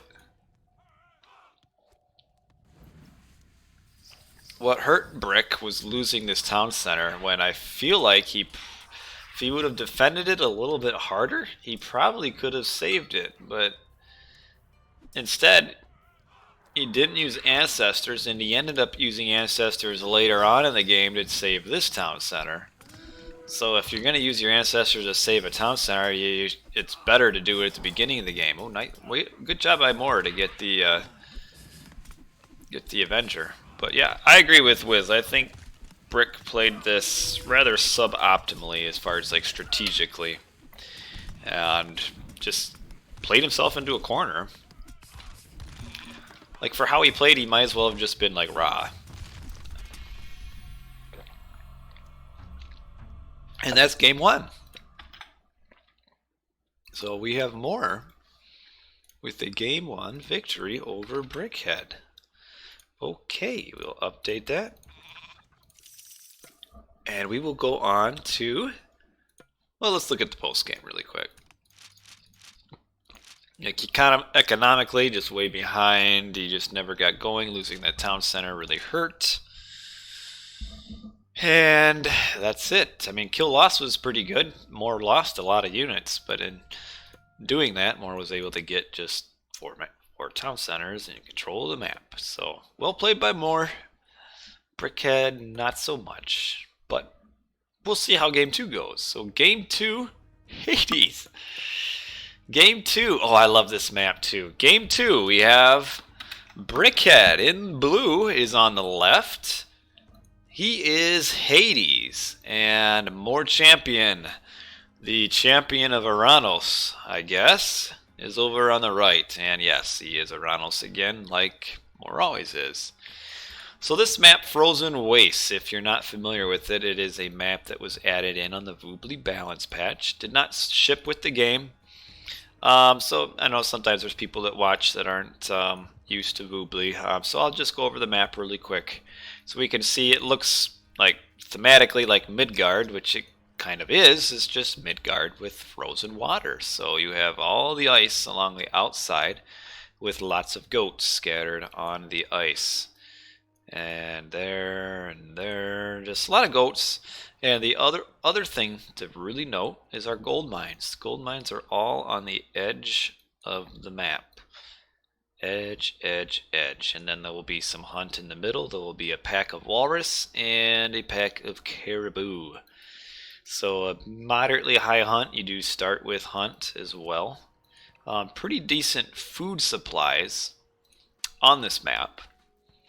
But it gets really hectic when it comes to gold mines, and that's kind of the point of the map. So I like this map. I know it's kind of a love-hate relationship with this map. Usually people will either love it or they hate it. I like it. I think it's great. It's like it plays differently than most any other map in the game, which is pretty cool. You're going to usually see fast-paced, high-action maps because these gold mines are tough to defend, especially in team games. I tell you, team games on this map just get wild. So, as far as our game itself, we've got the Oranos on our right.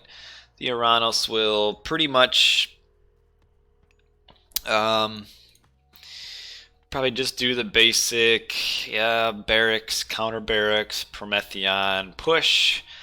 Try to get early map control, falling back onto a town center grab or two, and then massing out to 145 pop, and then heading to Heroic Age. That's probably what will happen. The goats make this a good map. There are a ton of goats on this map. Probably maybe, I don't know, maybe too much, too many, but that's alright. For Hades, I mean, I'm not a Greek player, and I see this as being this map especially, I see this as being a pretty tough Hades map or matchup in this situation. Hades does have good archers, but Terma kind of shred archers. Hades, with the recent balance patch upgrades, does have boosted archers. They're 10% faster, which is actually significant. Because, for example, Oranos, the only reason Oranos is as good as he is because his units are 10% faster. And that is everything. Speed is a huge part of any unit strength, and Oranos units have 10% faster archers. They're huge. I think you'd rather have 10% faster than cheaper. Though anything is nice, but if I were to choose, I would get speed over most any other upgrade. Speed is just everything in this game. But your Toxotes still are kind of slow, but just having them with more mobility is cool, and the 10% does also apply to Peltas, yay, and Gastrofalates, or whatever the Gastrophides, Gastras makes them faster too.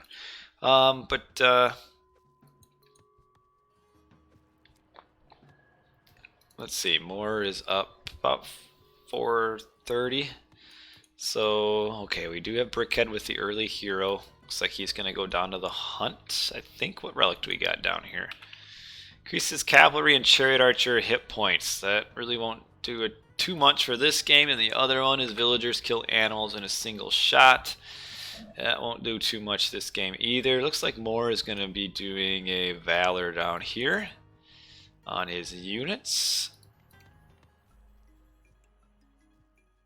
In anticipation of early attack, he really needs to keep hunt is everything, and he really wants to keep his hunt alive and well. And now we have him making his counter barracks and Prometheon. So it looks like we're getting about, it's not hard to predict what Oranos is going to do. I'm a little more interested in what Brickhead's going to do, but I feel like I don't know what he's going to do. This is just a really hard map, I feel like, for Hades versus Oranos. On the other hand, if Brickhead were to have gone like Odin on this, I think this is a really good matchup for Odin. I really don't know why Brickhead didn't play, or hasn't been playing, Norse. I think especially Odin actually matches up pretty decently against Oranos. What does he got here? So he's got an armory. So Brickhead going heroic. So I don't know what he's going to do. Yeah, he didn't know map, but what I'm saying is, like, on any map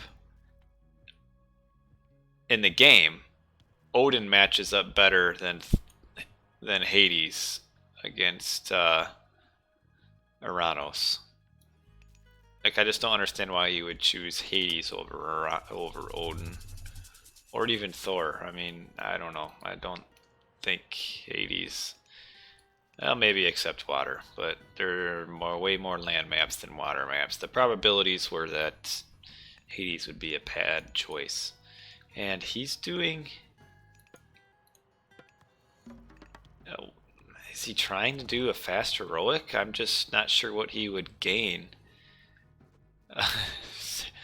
Hades shades are scary. I just don't know what he would gain with doing a fast heroic, though. What's he gonna get?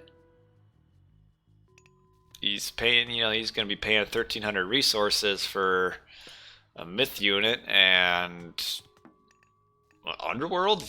That doesn't do anything without an army. And I don't know. Do Aphrodite, but lion spam. What's the lion spam gonna get you? Then Moore, seeing that there are no military buildings, knows that he can just freely move up to the next hunting spot, which is pretty big for him. Yeah, I don't know if he's. I don't know. I wish I could say I were to have remotely anticipated what Brickhead's doing, but I don't know. He's gonna get curse, I guess, and he's making barracks and stable, or archery range and stable. So he's going for Hippocon Toxote. And maybe he thinks he can do a gold star or something, which that's pretty optimistic. But how's he doing for eco? Oh man, his eco upgrades are, and he only has hunting dogs.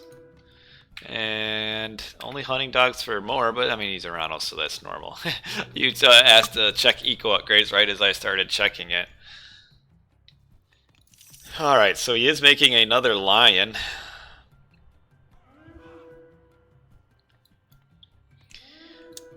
I don't know, I don't know if Moore killed. I think Moore killed maybe a villager down there. So Nemean lion, backed by Hippocon and Toxote. How's this gold mine doing? Still 1,500 gold though. like this only works if Brickhead can do like a lot of damage now before Moore is able to get advantage of his 2 town center stuff. So he is pushing Moore back. He wants his gold mine or his hunt here. Ooh, a lot of damage onto. Let's get a villager with that. Oh, these vills are.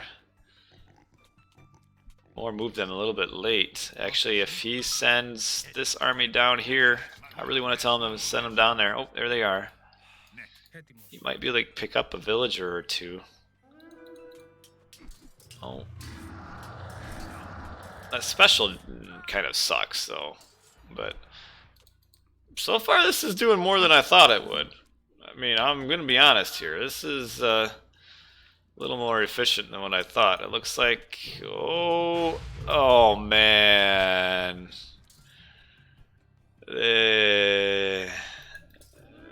Brickhead should have killed this citizen. With Chiron shooting at the citizen and the hero on there, that citizen should have died. But he did get this hero citizen.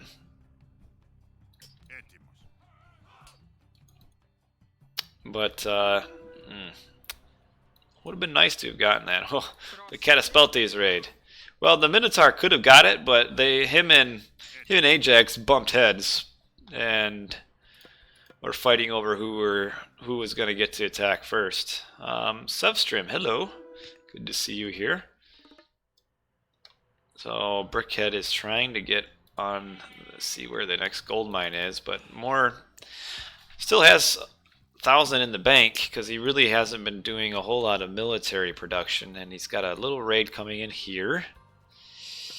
And he looks like he's going to be able to kill a villager or 2. Yep, here they come in. Let's see how long it takes for Brickhead to notice. Okay, a little bit. 1 villager down. And that might just be it. Brickhead's trying to get these pigs back. But he's going to lose a Hippicon. And going to lose another probably Hippicon. Almost. Did lose control of his piggies though.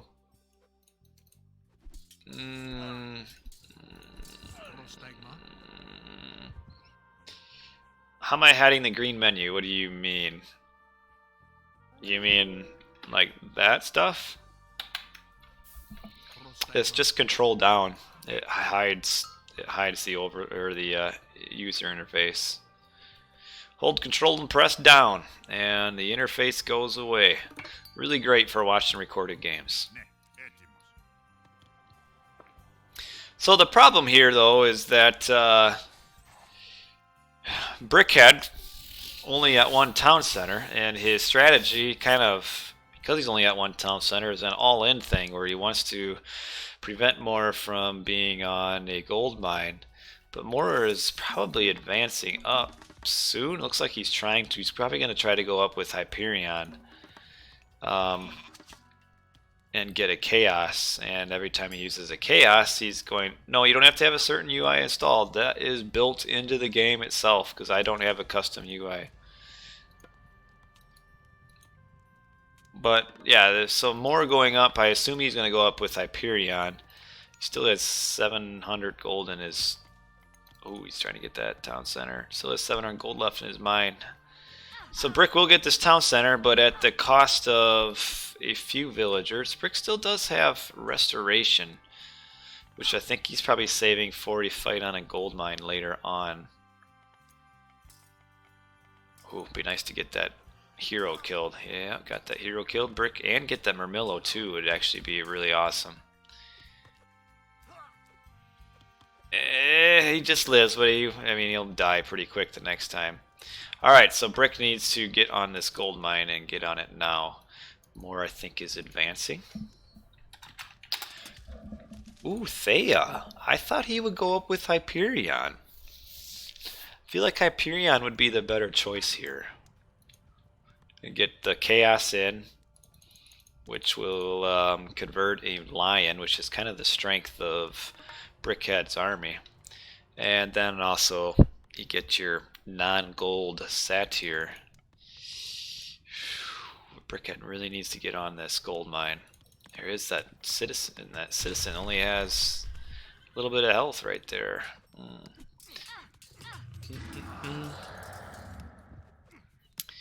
Okay, so you might be asking, how did that wall go down so fast?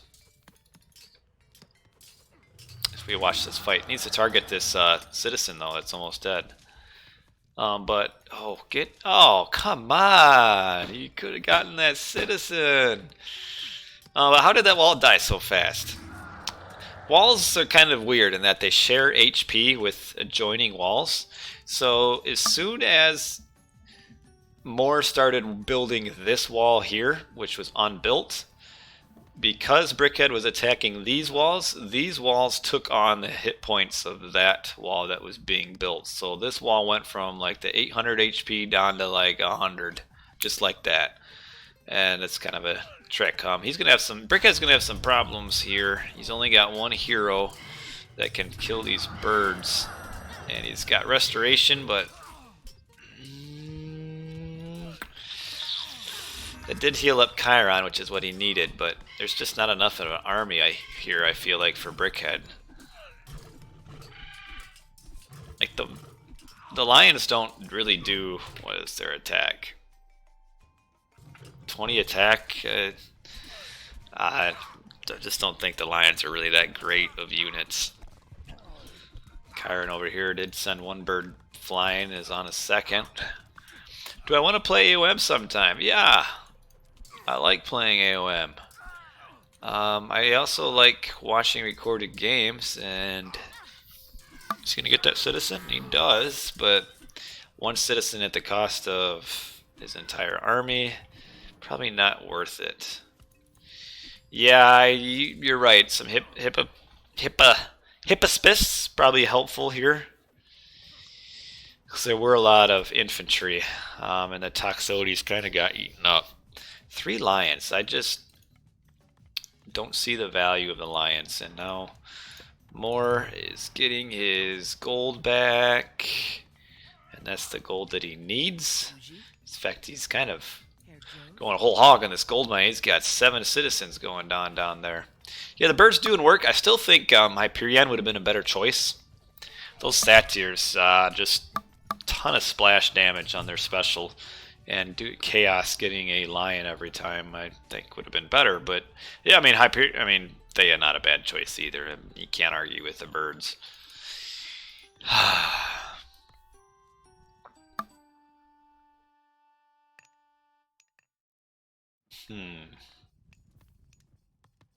Brickhead is going to be a town center down again. The problem is he was slow to get his first town center.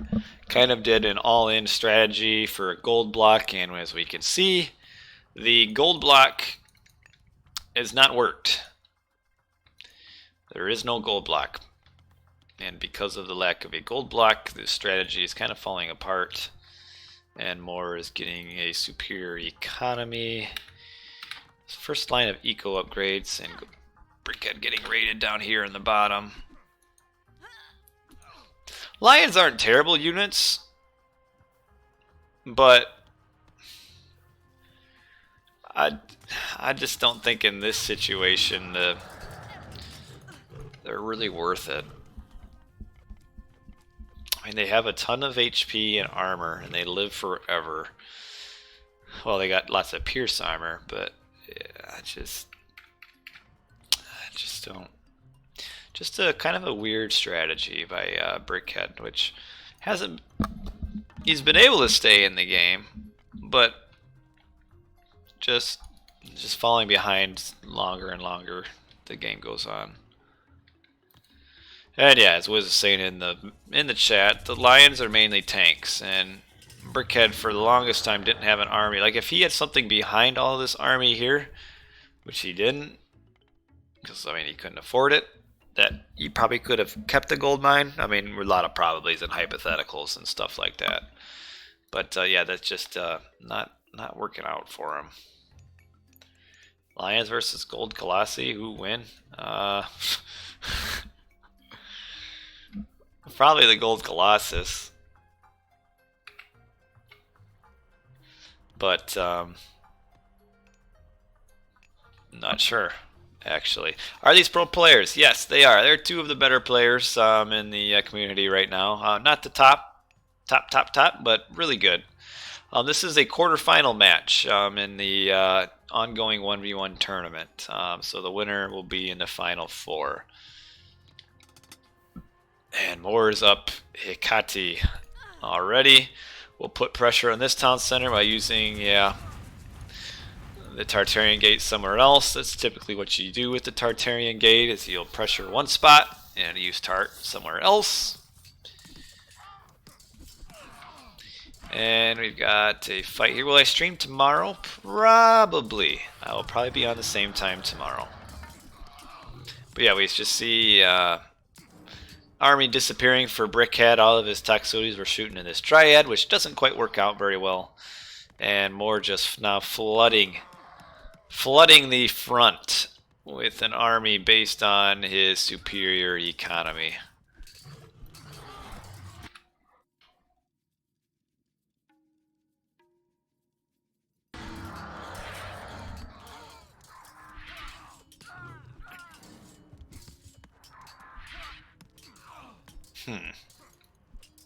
Interesting.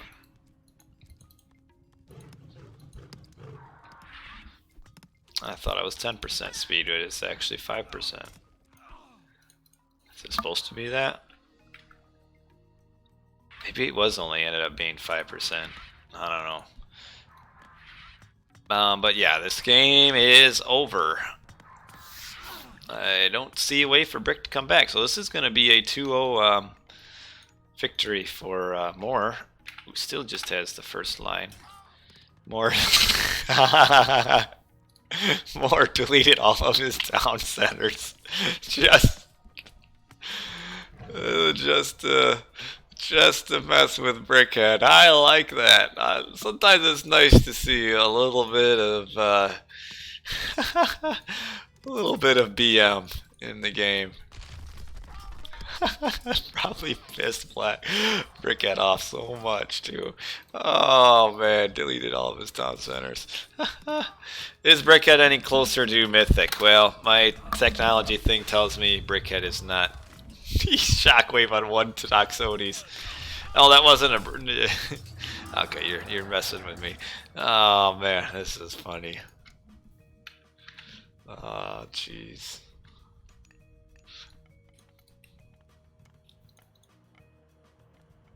Of people to get styled on, I'd feel like Moore would be like the last person I would want to get styled on.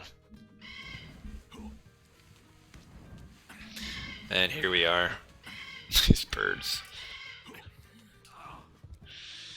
Oh, jeez. That's funny. And what's sad is that just illustrates how far ahead that Moore was. I mean, he can delete all of his town centers and nothing changes.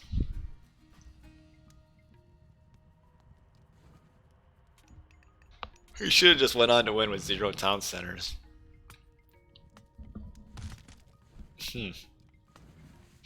Man, are these two series I'm going to do today both end in 3-0?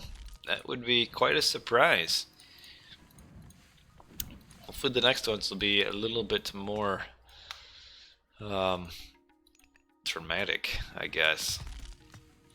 Not sure why Brickhead isn't resigning, but he's hanging on for dear life. All these fire siphons are killing this forward storehouse. Yeah, one game was an hour, but it's still 3-0, isn't it? You know? Almost isn't good enough. Ooh, this is a big read. But I reason I have someone deletes 3 TC versus me. I don't know, I've never had it happen before. Not sure.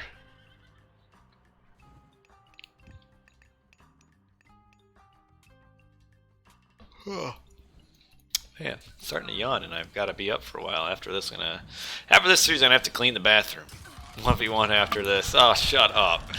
You wouldn't ever be in the position to do that against me. Let's be real. He's still pushing to deleting all of his town centers. Oh man. I mean, I don't know. After something like that in a tournament game, I would probably just like not bother playing the third game and just quit. So this is a best of 5. So we've got maybe 3 more matches, or maybe just 1 or 2. Looking at yeah. Just this graph just tells me everything I need to know. I just don't think that strategy is viable. I don't understand it.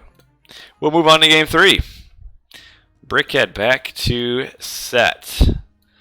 So we got Brickhead in blue as set on our left. And we've got Moore as Oranos on right. And Moore is red. We got Brickhead using vision to see all the animals in the middle. He found a whole bunch of deer. Or not deer, a whole bunch of gazelle. Oh, there's his hippos. Here's more hippos. Got some. Oh, there's some elephants. It would be great if Brickhead could find these elephants because they're way out there. You can convert them and send them down here to eat. Be awesome. Now this wouldn't be a bad map necessarily to do a 2-town center fast heroic for Brickhead. Watering Hole versus Oranos as set, I would say, is in set's favor. This is a good set map. But we'll see what Brickhead can do. Don't know if we'll see the same kind of stuff as the first game. Or not. I hope not. You gotta get to sleep. How can you get in touch with me for some matches? Well, usually if I am playing Age of Mythology, I am also streaming. So, if you see me streaming and playing, just if you play on Voobly, get in the game, or whatever. This time, Brickhead deletes 3-town center on Moore. Now that would be quite a turn of events.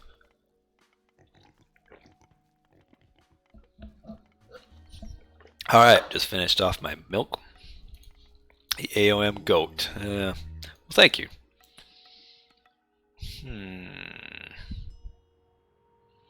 Nice back gold mine for more. And even Brickhead's, this gold mine is pretty decent. He does have this opening to his base right through here. A little bit, the map probably slightly favoring Moore in that Moore just has this one entrance into the base, whereas Brickhead has the 3. He has some NAT issues on Voobly. I should be able to fix that. Well, you could always try posting on the technical help forum and seeing if you can fix it. But I know Voobly's gotten better about NAT whatever it is. I won't even try to say it because I'm not a technological guy. But I know they have done some work on it recently to help it a little bit. What is the best Norse god? Currently, probably. I mean, it depends on what you're talking. Team game, Loki for sure. 1v1, Loki and Odin are probably pretty similar. Thor is probably overall a little bit behind them, but I mean, Thor still has functions and purposes, but there's not a whole lot of people playing him right now. Okay, move him over there. Got the hippopotamus. Ooh, what relic? Range attack of buildings. Did you know there's actually 2 relics that increase the range attack of towers? There's the Tower of Cestus. And then there is the arrows of the Alfheim. If you get both relics, your towers become quite beastly. Yeah, I forward a port, the whatever one, the 16,000 or whatever. Oh, so you're a game ranger, feller.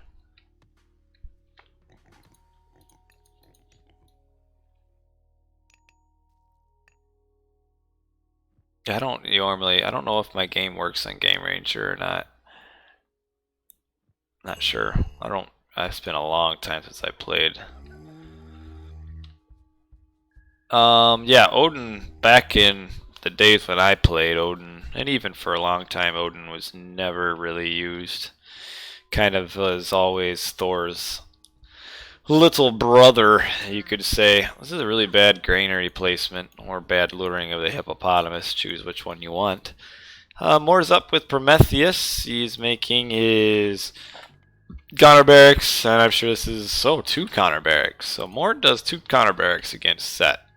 And again, Brickhead is not doing aggression. Did force Moore to advance really fast. The early 4-minute advance is a slight hit to the Atlantean economy. Nothing too crazy. Brickhead probably wanted to get this monument built faster. He probably forgot. Does Brickhead gonna just grab a early town center? Yeah, looks like he's planning on it. So how about you go grab it, huh?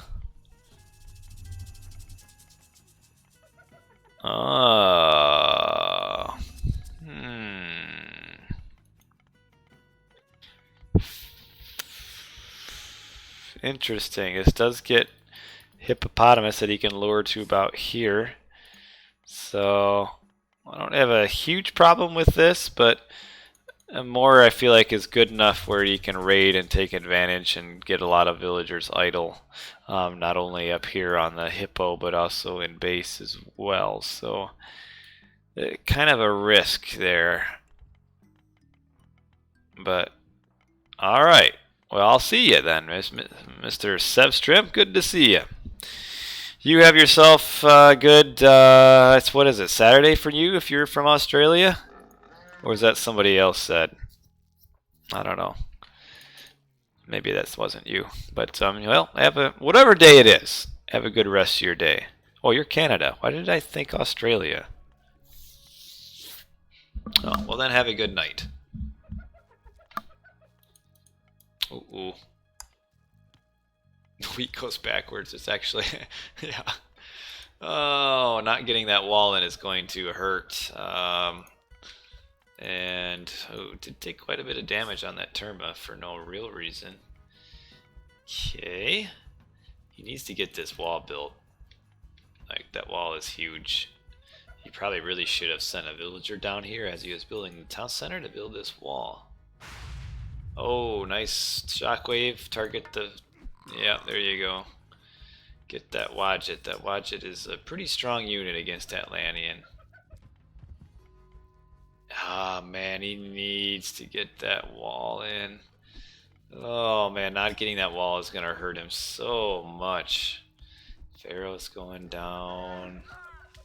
Oh, that spearman. Oh, man. That's going to hurt. Now Brickhead can't use that hunt, and he's gonna have to try to pop through like down here and get that hunt maybe.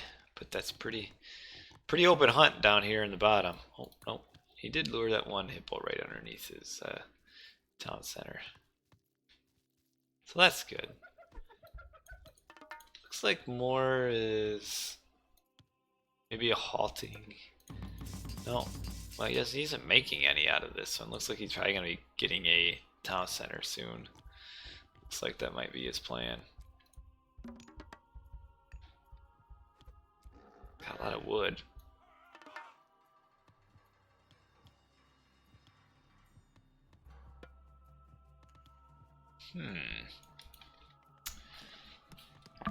Okay. Should try to, now that he knows that this army is right here, he should try to kind of quick panic wall this.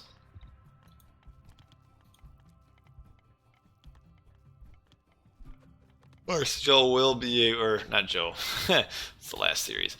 Brickhead will be able to eat that elephant, which is almost 700 food right there. That's a lot of hunt.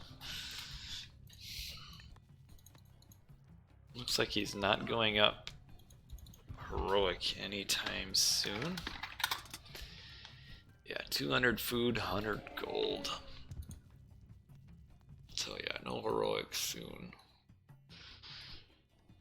I feel like Brick's definitely in a better spot in this game than he was on Alfheim, mainly because this town center grabbed a whole lot of easy food, and that's why he didn't take this town center. This town center protected absolutely nothing at all, but this one got your, I think it was 4 hippos, maybe 3. Yeah, 3 hippos. This wall really does not want to get built. Ooh, a little bad pathing by the Terma there to lose a few Terma and get a lot of hit points down on them. Spearman Slinger actually do pretty decently against mass Terma. I kind of think more will probably get a barracks soon. Does have a few Cairo or Chiro. I don't know, is it Cairo Ballista, Chiro Ballista, or something else entirely? Who really knows? Only got 300 food left. I wonder if Brickhead is advanced. Okay, yeah, he's trying to age up is what it looks like. But he is not going to be able to use those vills. More smelling blood right here on all these villagers. I'm kind of surprised he's running all these villagers away. Like, he could have really just kept them here and been alright. But now they are moving across the map and just happen to find these citizens forward building. And if Moore didn't have to have, or Brickhead didn't have all these villagers go idle, I would have said he was in really good position. Oh man, look at this awful mining camp. I really hate to see mining camps built on the short side of the mine. The longest side of the mine is this top, kind of top right and bottom left. So you should always try to build your mining camp on one of them and not on this side. I mean, just look how inefficient this is. And Brickhead has also not walled his base at all, which is... These raids coming in look like it might hurt more getting his 3rd town center in the middle of the map. There's his barracks. So yeah, he's getting some Murmillo now.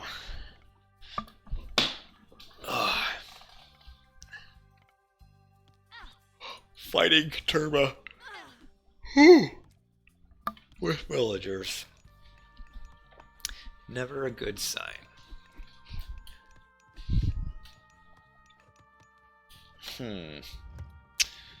Oof. Ancestors here. Okay, not terrible. He's wanting to stop this town center, but I don't know if he will. I don't think he's going to. Nope, he won't. Which is not good. If he could have stopped this town center, that would have been really good for Brickhead, but I don't even know if he's going to win this fight. Yeah, it doesn't look like it. Yeah. Those Hero Murmillo, these two guys right here really did some work against all the minions. Well then.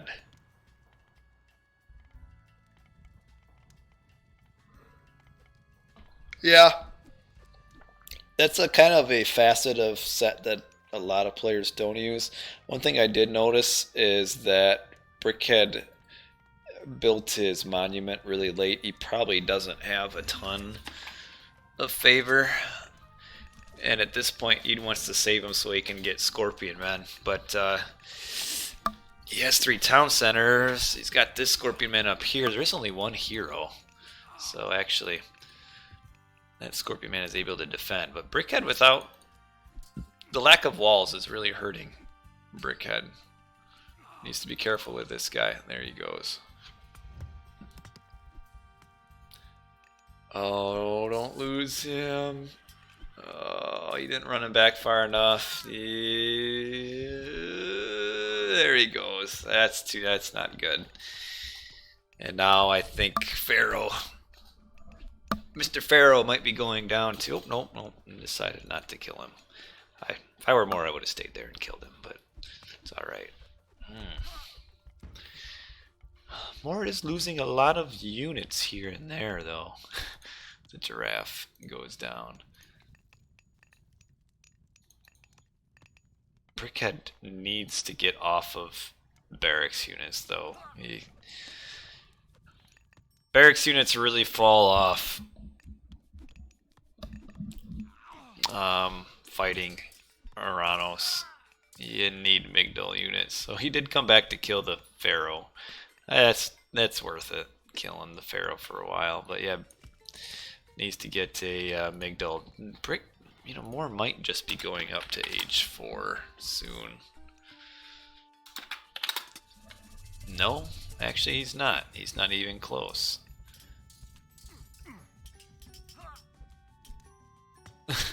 I do like this wall. Then the siege tower went and slammed one of it down. Yeah, Moore is more effectively walled off Brickhead's base than Brickhead has, and that's really hurt him. Siege tower. Oh, that's funny. So finally Moore is getting that, or Brickhead is getting that built, but just the lack of a Migdal is really hurting Brickhead. Like Set needs the Chariot Archer and an elephant or two for the mate shield, and he's not got it. I mean, he's got the eco, 1,500 gold. I wonder if he thinks he's gonna like do a mythic or something, if he's gonna buy some hunt. But like if Brickhead were to Migdal up, get a couple siege towers here, I kind of feel like he could push through, and instead he's going up with Tornado. That's 2 grand of resources. How's Moore doing? Moore is up age 3. Tornado's not a bad plan, but because actually here would be a pretty strong Tornado. But Brickhead really needs to get his Migdal built. Really needs it, and he's also out of hunt. So he's having to resort to farming, which is gonna hurt his economy even further. What does he got for eco? Like now he aged up. Like here's the problem: you spend 2 grand to age up, and in the meantime he has no army. And if that continues and he has no army, when it comes to using Tornado here, he won't be able to push through because, well, he won't have an army. Oh, nice little raid here on the villagers. Quite the fight. Mermillos versus villagers. A lot of villagers going down. Oh, man. Yes, I want Brickhead to win so I don't have to clean the toilet next. Actually, I don't mind cleaning the toilet. It's kind of fun in a weird, strange way. It's nice to see it clean. Get those monstrous poop smears off. Well, Mermillos are dealt with, and here come the Terma. Brickhead's losing so many villagers there. Well, it doesn't give Spearman attack bonus versus buildings, though. But yeah, Horus Spears are very good. But they require a ton of food, and it's hard for... come on back. Oh, man. It needs one more tick.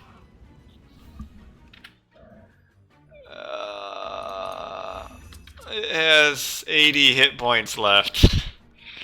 Oh, that's gotta hurt. Oh, man. Well, this catapult will probably finish it off. And we got this army of animals here. Oh, he got a building upgrade, didn't he? Yeah, he did. That will probably save the town center, actually. You'll have to get... Yeah, I think it will. Really nice timing for that building upgrade. Even if he gets that down, I just don't think that's enough.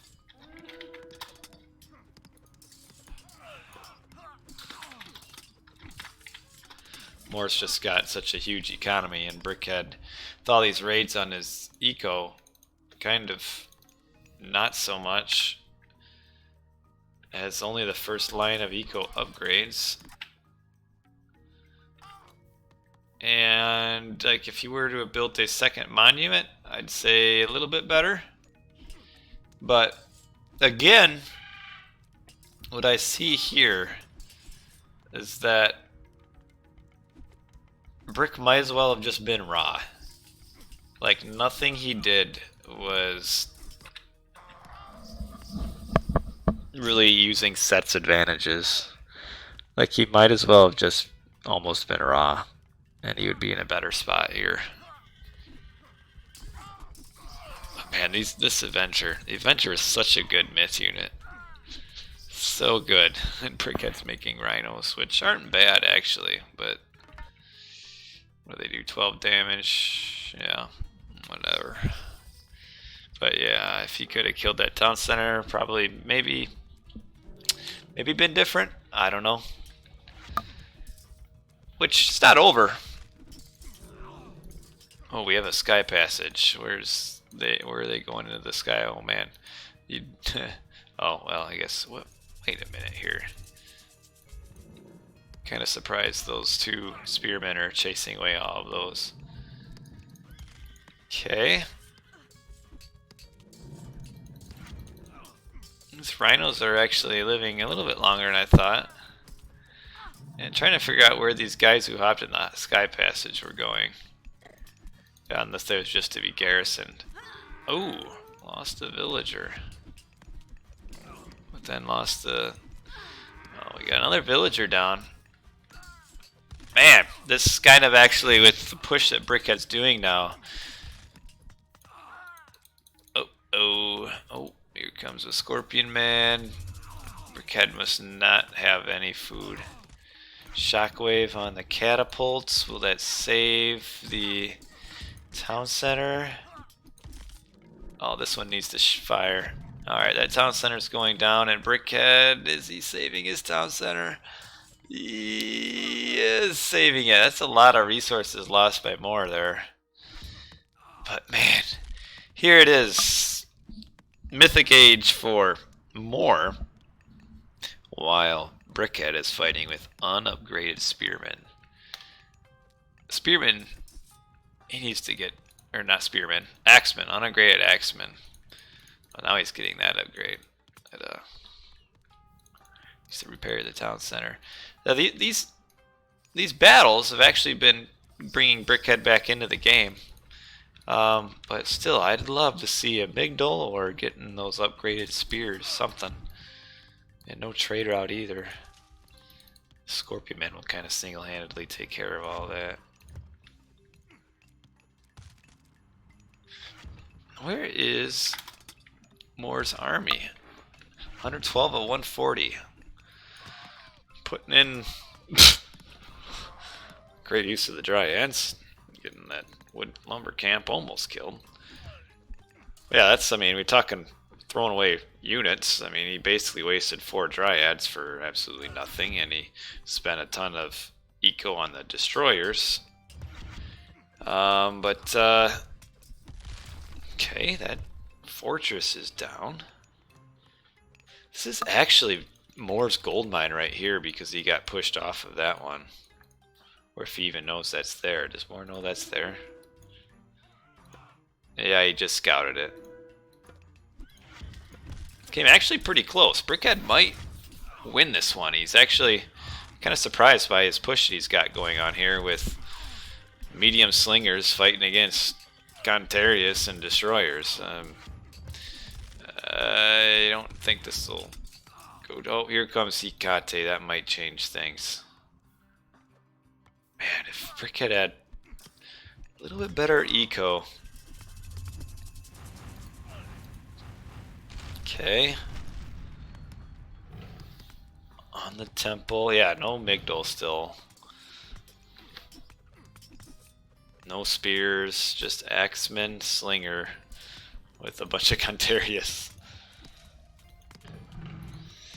Yeah, and if he wants to kill that, he's gonna have to like move all of his farm villagers too.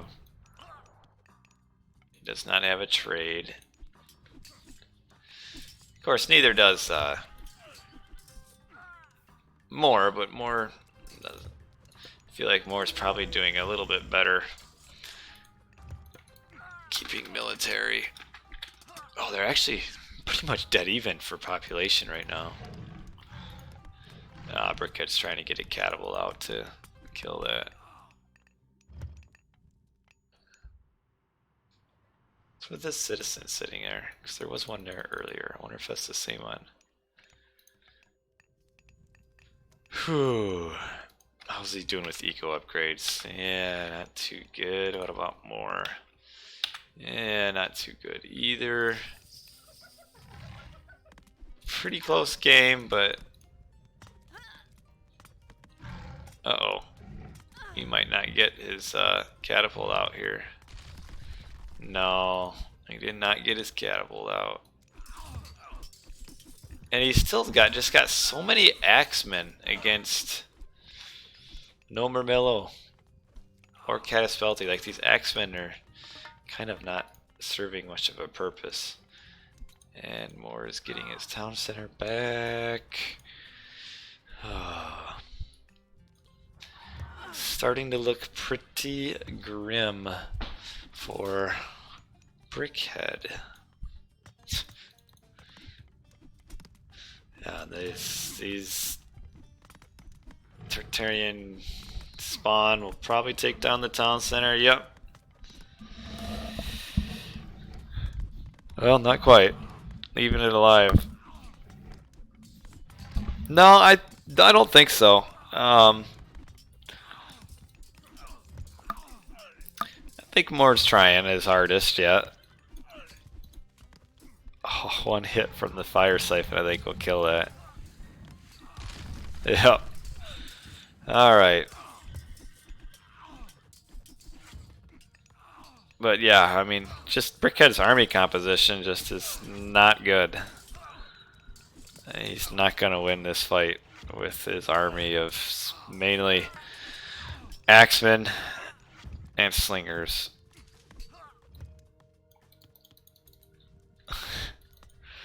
This Tartarian gate still stands. Yeah, I wonder if things would have gone differently if the tornado would have killed Moore's forward town center. We will probably never know.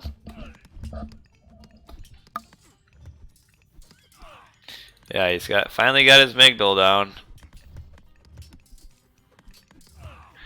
Better late than never. Be nice to see like an elephant or two pop out, but I don't think that he has being Brickhead. I don't think Brickhead has spare food.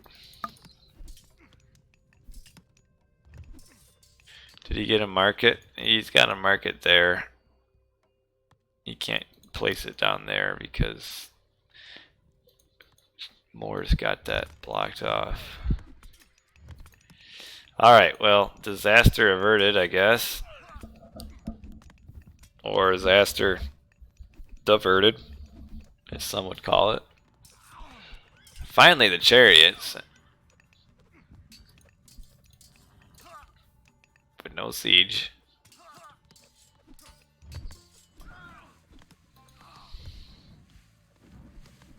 He's got a couple caravan. 2. Uh-oh, here comes some siege boats. Probably make quick work of that market, but just build it up here.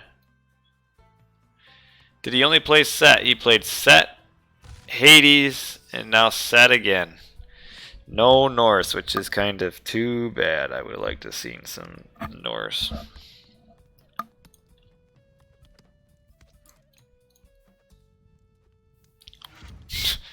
It destroyed the mining camp. Oh, that's funny. Oh man, this Sky Passage is keeping us better.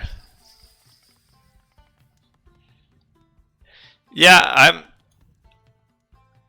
I feel like Odin matches up pretty well against Oranos. Loki is kind of tough. Loki is a really big snowbally. You need to get need to get early advantage, and then it just kind of continues. But if you don't get that early advantage, then it's hard. But yeah, Norse, with the way Brickhead's playing set, which is like he's playing like he doesn't normally play set, because it's what he's been doing just hasn't been like strategically kind of suboptimal. I mean, he might as well have played Norse. I mean, the last tournament, as I talked about earlier, the last 1v1 tournament, Brickhead beat more and used Norse for several of the games. So I was surprised by the lack of Norse usage here. And yeah, it does look like this is going to be a 3-0 unless Moore deletes his town centers and entire military and every building this time to BM Brickhead. Oh man. See if they'll save the town center. Oh, last hit. Got it. Last hit. Unless that was like the arrow fire that killed it. But yeah, that town center is down. Brickhead is way down. Getting his Migdal units too late. The Tartarian gate is gone. Or at least we got that. Sky passage is here. Sky passage is there. Such a silly game.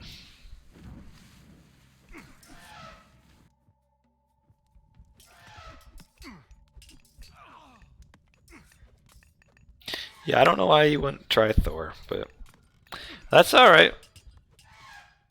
Nothing wrong with that.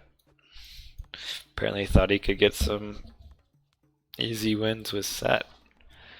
Just don't know why else you would not use set. Right as that hero died, the game is over. So Brickhead lost 3-0. So we have both 3-0 series.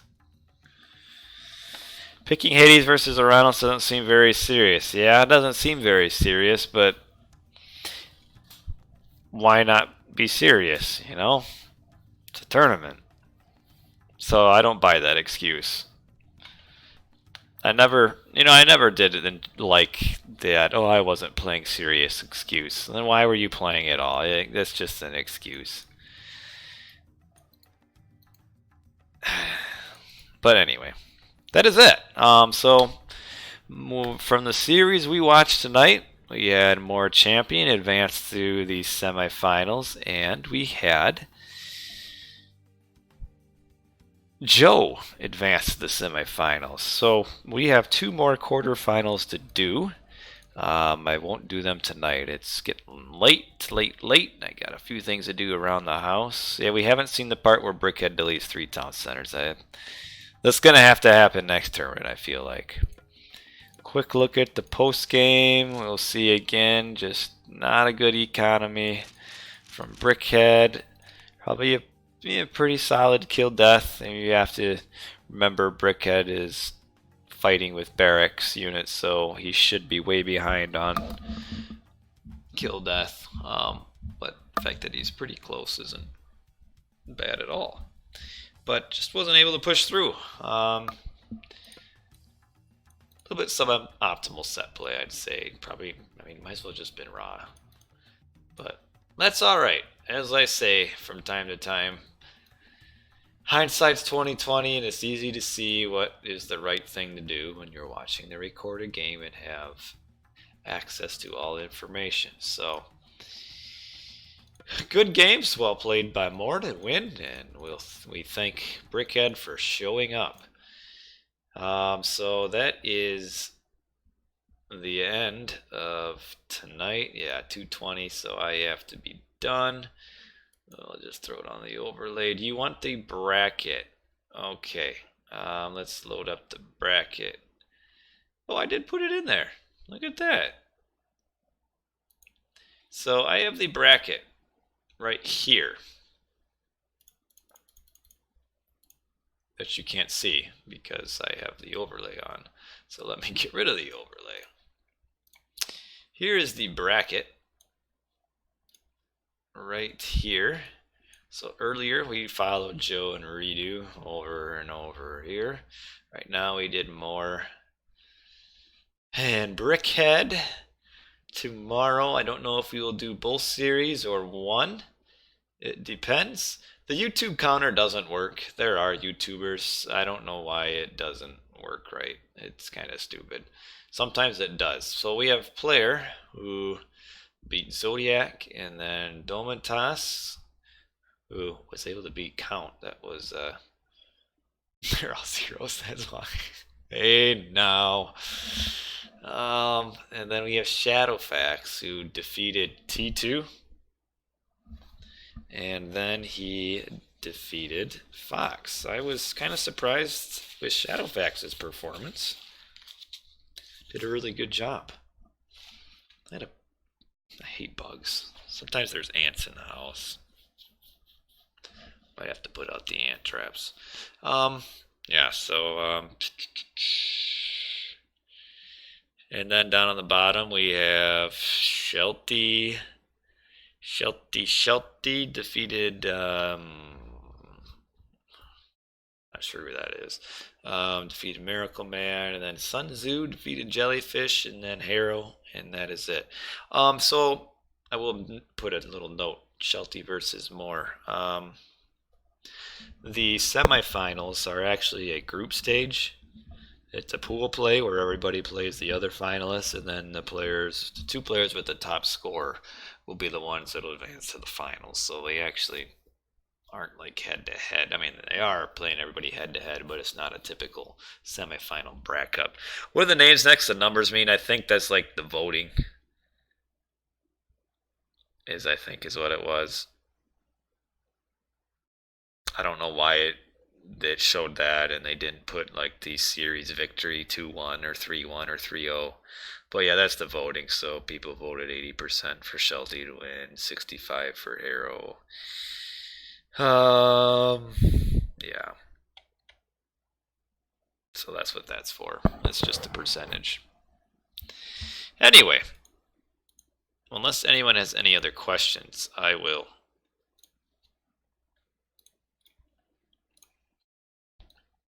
end the stream and go do a few things around the house and then go to bed. It is 2 a.m., but I'm on night shift, so I'm usually up at night. So, thanks everybody for watching tonight. We had 2 3-0 series, but there were a few good games in it, especially that marathon game. 57 minutes between Joe and reDo. Nice game. So thanks all for watching. I will put in, since it is my stream, a little bit of a self-advertisement. I do have a YouTube channel where all of my videos are saved from starting I think over a year ago, maybe it was last fall that I started doing that. It's easier to have all that there, and I do simultaneously stream to Twitch and YouTube, so I just get my YouTube or my Twitch streams just automatically get saved to my YouTube. Works great. Actually, I get a lot more people who watch my YouTube videos than they do on Twitch, so that's that. But yeah, thanks all for watching. Appreciate it. I will catch all you guys probably tomorrow night, provided you guys show up, and hopefully maybe do one of the other matches and maybe play a couple games, or we'll see. So that's it. Hope you guys have a good Saturday, and adios. Have a good day.